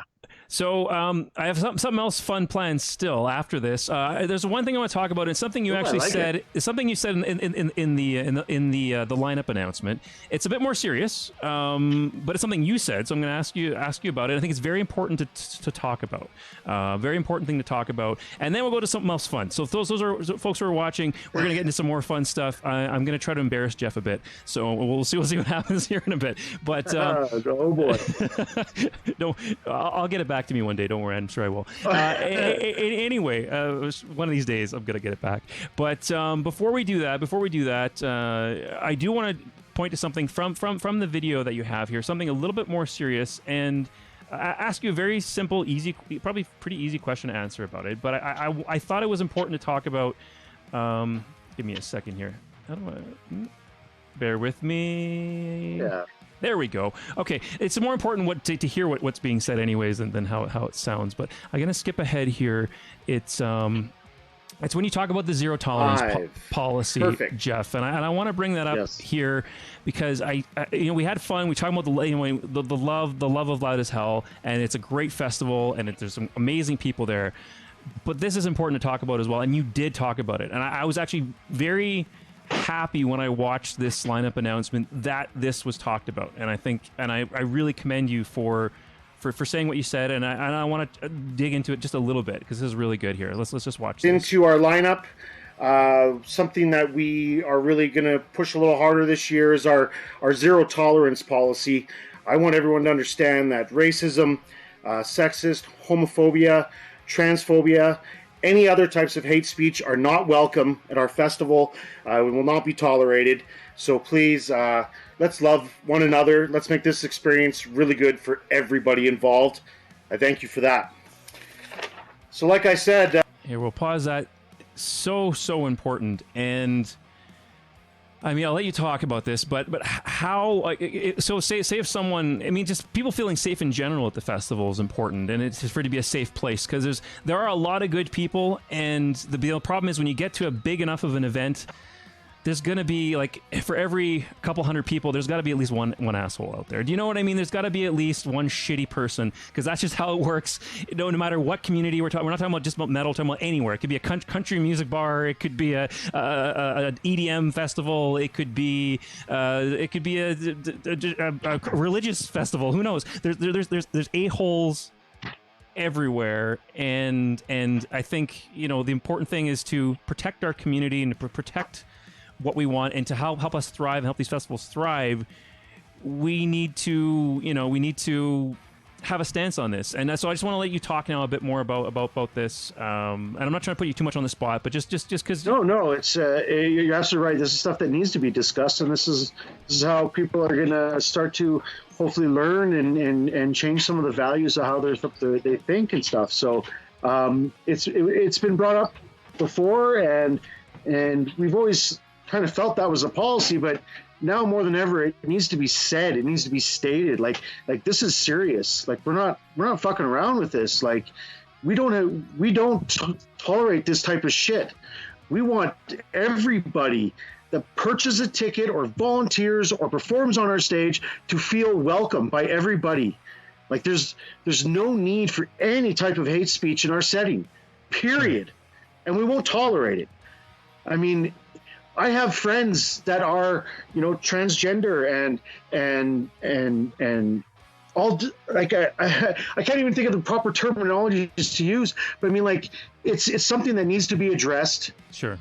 We all have experienced this type of shit one way or another, and without some of us, you know, trying to put these policies out forward in front of people, it'll continue to happen. I mean, we can't control everything that goes on. No, you can't. It's impossible. At least try to be at the forefront and say, hey, we're not going to tolerate it. It's not going to be allowed. You want to be an asshole, as you say, you know, you won't be at the festival. That's as plain as simple as that. We want everyone to feel love and welcome there. Yes. It doesn't matter. It doesn't matter. This is a place for everybody with the same mindset. We're all here together to enjoy the metal industry and the music, getting together. There's no room for that type of bullshit hate speech. Like I said in that video, I wanted to make sure that was something that we talk a bit more about, you know, like, you know, and again, we'll probably make a few more posts about this. Like it's something that we take seriously, even though, you know, we don't do a lot on social media, but I guarantee you we are trying to do our best to make this better and make these situations much better and safer for everyone involved.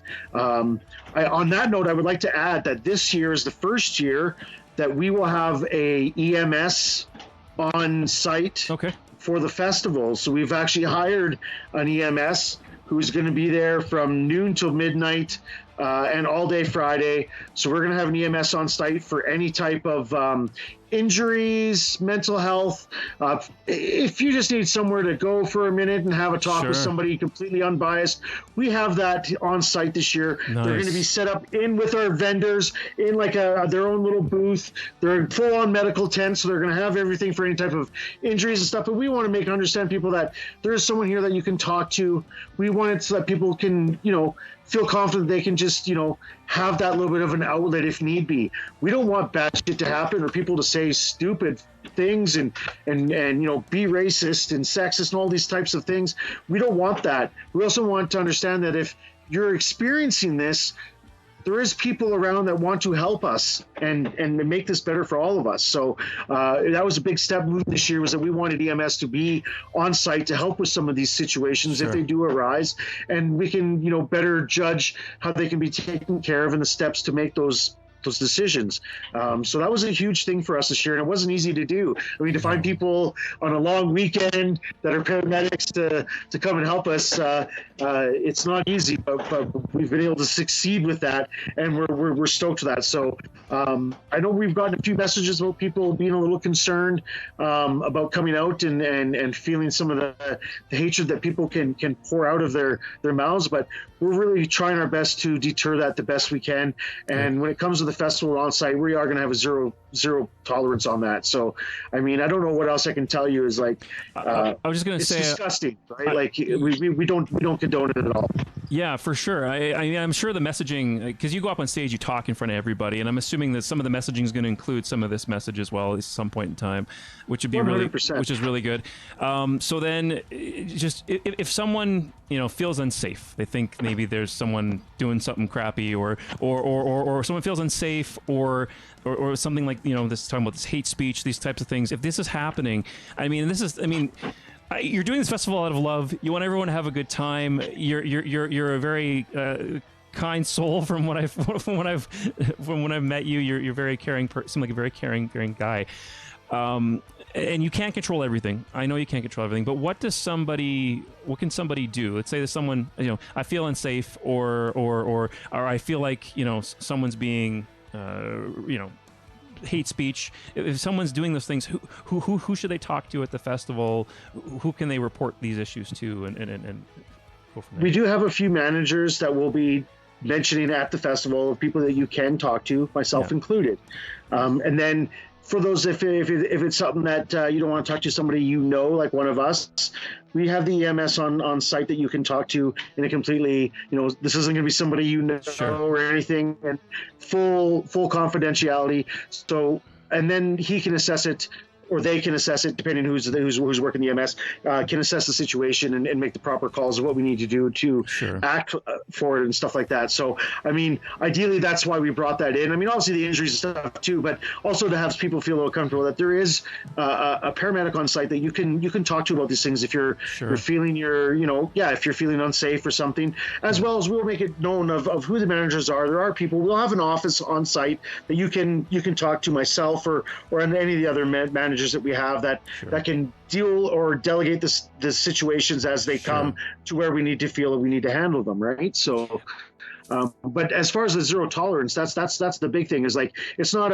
you just fucked up, and no, you fucked up and you're out of here. Like it's a zero tolerance. There's no strike one bullshit. We have no place for it. We're serious. Awesome. I'm very happy to hear you say that. I mean, in Nate Trash's podcast, Trash Talk with Nate, you I forget, you think you said something like, Wally's been in this scene for a long time. It's like, no, it's only been 5 years. I've just been very, very active because I realized how awesome everything is. And I've just been like, my fingers have been in all this stuff. I haven't been in the scene that long, but it just seems like in this past year, I've been hearing stories from people who have felt unsafe, have had issues and stuff like that. So it's just good that I think folks that are big members, not big members, but influential members of the community, like yourself and even myself, that we can't point fingers at things, but we should at least talk about this, and we should get the messaging out there so that things are inclusive.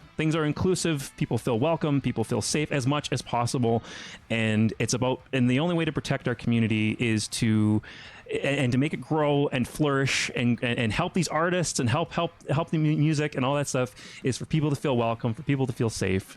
I guess would you agree with all that? 100%, Wally. You nailed it. Like that's our end goal. We want everyone to feel safe and have a good time. I mean, we don't like I said before, we don't want the bad things to make this stop. We want everyone to have a good time and have positive experiences. And we understand that we can't control that 100%, but at least, like you say, as we start talking about it more, start putting it more in the forefront, it might help in the long run, or the big picture. And that's what our goal is, right? Like, we want to be safe for everybody. We understand that the times nowadays are a lot different than it was even a year ago or 2 years ago. Things have changed a lot, and and we have to grow with that to move forward. And I think we're doing the right steps to aid in that the best we can. Right. Okay. Thank you so much for talking about that, Geoff. I really appreciate it. And again, it's something I think all of us need to continue to talk about. I mentioned you before the show. I have a 4-month-old daughter, and if she becomes a metalhead someday, I want her to feel welcome. Whether maybe she'll be LGBTQ, maybe she'll be, you know what I mean? Maybe she'll be he. Who knows? Things could happen, but whatever. I just want whatever's going on. I would want her to feel safe. Being a parent, right? So you think 100%. About these things, and then hearing these stories in the past year about things. So I'm very happy that you're taking a stance, and you're part of the Western. What's the name again? Sorry, the Western Union of Western Western Canada Metal Festival Alliance. Right, and then since there's all of you, you can all kind of share those experiences and work together to help, because it's. Yeah, the bigger the festivals get, the harder it's going to be to manage all this stuff, and you need good people and all on the same page to be able to manage this kind of stuff. So, yeah. And just to touch on that real quick too, like that is another great thing about this WCMFA group we have. This alliance is, going forward to next year when we're all going to implicate some of these zero tolerance policies festival wide on all of us, right? We come up with a good game plan for all of us to push at the same time. I mean, it really gets out there. So I look forward to in the future utilizing that alliance to really get that message out there and have us all come into a conformity in our festivals that this is the way it's going to be for everybody, not just at Loud as Hell and Armstrong. Every festival's going to have the same policy. This is what we need to do globally to make it better for everybody, right? So, using some of those medias of communication is going to be very key moving forward in these situations. Okay, great. So we're going to palate cleanse with all that. That's awesome. We talked about it. Thank you so much, Geoff, for sharing your thoughts on it. And so we're going to take a really sharp fucking turn right now because I always, when I have bands on the show, I always go through social media and find things and just say, well, what's going on here, right? So I thought it would be fun, and we talk lots about Loud as Hell. It'd be fun to just talk about you and what's going on here. First picture, first thing I have here is we'll see if this comes up properly, but is who is this legend right here? Oh, fuck it. Ass kicking genuine. Wow. Yeah. That picture was taken with one of my old bands in Grand Prairie. I was in a band up there called H2S. Nice. As in hydrogen sulfide, being an oil patch kind of. Right. It's deadly. It's deadly, province. right? Yeah. Our band name was H2S. Actually, all 5 of us in the band have H2S tattoos still to this day. Oh, do you? Yes, we do. Is it somewhere easy to show, or it would be kind of difficult right now? It's a little covered. Okay, that's okay. No, it's okay. Yeah. So that was taken. We were based out of Grand Prairie, and for people that are from Grand Prairie, I lived there for a short time, about 4 years, before I moved to Drumheller, and they have a really nice park just outside of downtown. It's called Muskogee Park, and they have a big amphitheater outdoor stage there, which is where that is taken. And so we would rent that stage out every year on April 20th. On 420. Okay. And it was funny because we just went down there because everyone gathered in the park. We would go down there every year because that's where everyone collected to smoke weed on 420 every year before it was legal. Right. So that's where everyone joined up. There's always a couple hundred people down there and all these little groups smoking and doing their things. Like, we're in a band, why don't we just rent the stage and play a free show for all the 420 people? Sweet. So we ended up doing it a couple years in a row. So that's where that picture came from. Nice. Was we had a small set of our own music, and then we did a bunch of cover music, everything from Silverchair to Alice in Chains to some heavier stuff like Cold Chamber and Sepultura. It was super diverse, but it was super fun. So yeah, that was kind of that's my hardcore picture when I had the hair was looking really good. Yeah. Goatee was nice and trimmed, and yeah. So back in the days, I haven't been in a band in quite a few years now. It's just no time. It's really tough. Right. But H2S was a fun band. We were together about 10 years. Holy shit. I still talk to a few of those boys regularly. It's there was always talk about maybe we'd reunion one time at Loud as Hell, but that'd be fun. Probably not going to happen. Or it's just you're too busy at the festival probably to be performing at it. But But I like my hair in that picture. I do like my hair. It's nice hair, right? People? Yeah, it's very nice. It's very nice fucking hair. All right, let's see. What do we got next? I don't know what to. Oh, here we go. So Jesus. So Black Label Society, you got a cowboy hat on, and there's this really cool crew of people. Were you a part of a Black Label Society crew, or what is this? What's going on here? Yeah, it's actually just a good friend of mine whose favorite band is BLS, and he's a hardcore. So it's for his birthday every year. Everyone that comes to the birthday puts on their BLS gear. Oh, okay. I've got a legit BLS jacket that I'm wearing there, like my what do you call them? The vest or the vest? Thank you, vest. My BLS vest that my good friend, it was his party, had got made for me and a handful of other real good friends. So we at his birthday, we all decked out, and we always do a big picture. So that was a pretty good drunk day. As you can see, everyone's supporting their BLS for my buddy Steve Jones.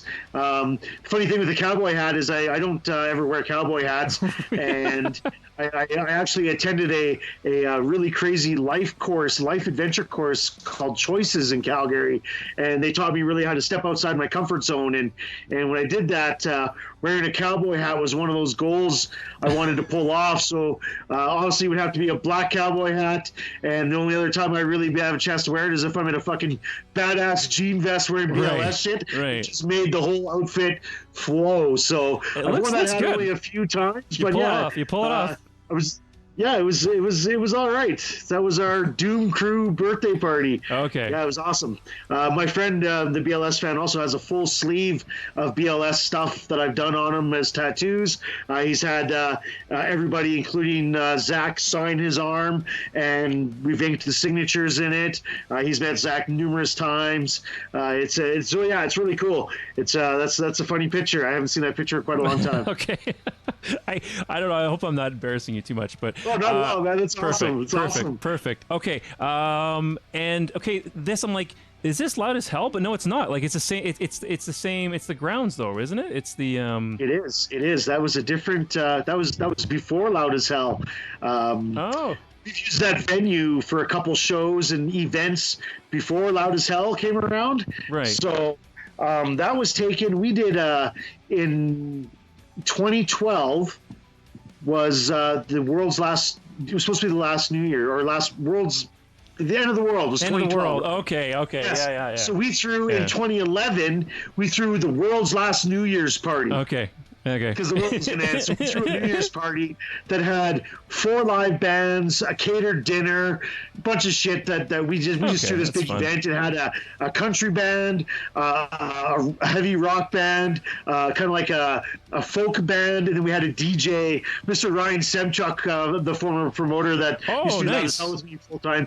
He DJ'd at the end of the night. Oh, cool. So it was like a big random event. Yeah, that was taken with me and Tina, my beautiful girlfriend, who's been with me for 10 years throughout all these Loud as Hells. So yeah, that's a beautiful picture.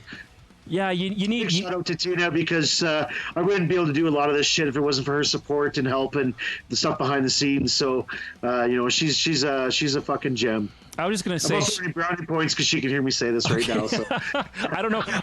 I don't know if Jen's listening, but my fiance we're gonna finally get COVID kind of postponed our wedding. We're getting hitched this January, but that's awesome. She encouraged me, and this takes me doing this takes time away from her.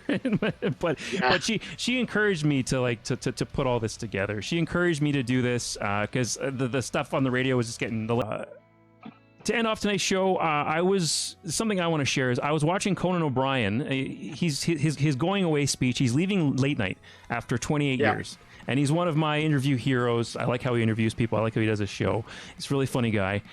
And at the very, very end of the show, his very last episode on TBS, he said, "It's not easy to do. It's not easy to do. It's not easy to do. But try. Try doing what you love with people you love, and if you can manage that." It's the definition of heaven on earth. So, that's pretty sweet. Very true too, right? Like, yeah. Yeah, and that's how I feel about this, and that's how I feel about the metal scene and the community. Loud as hell. It definitely shows, my friend. It definitely shows. Great. All right, thanks, Geoff. We'll end her there. I'll end the stream there, and thanks so much for coming on tonight's show. Sorry about the last minute technical issues, but we'll wrap it up. It'll be a nice bow. Plus, we talked for a while. I think we covered a lot of cool stuff on tonight's episode. We did. It was a good time. Awesome. Thanks so much, Geoff. Thank you, Wally. Take care, man.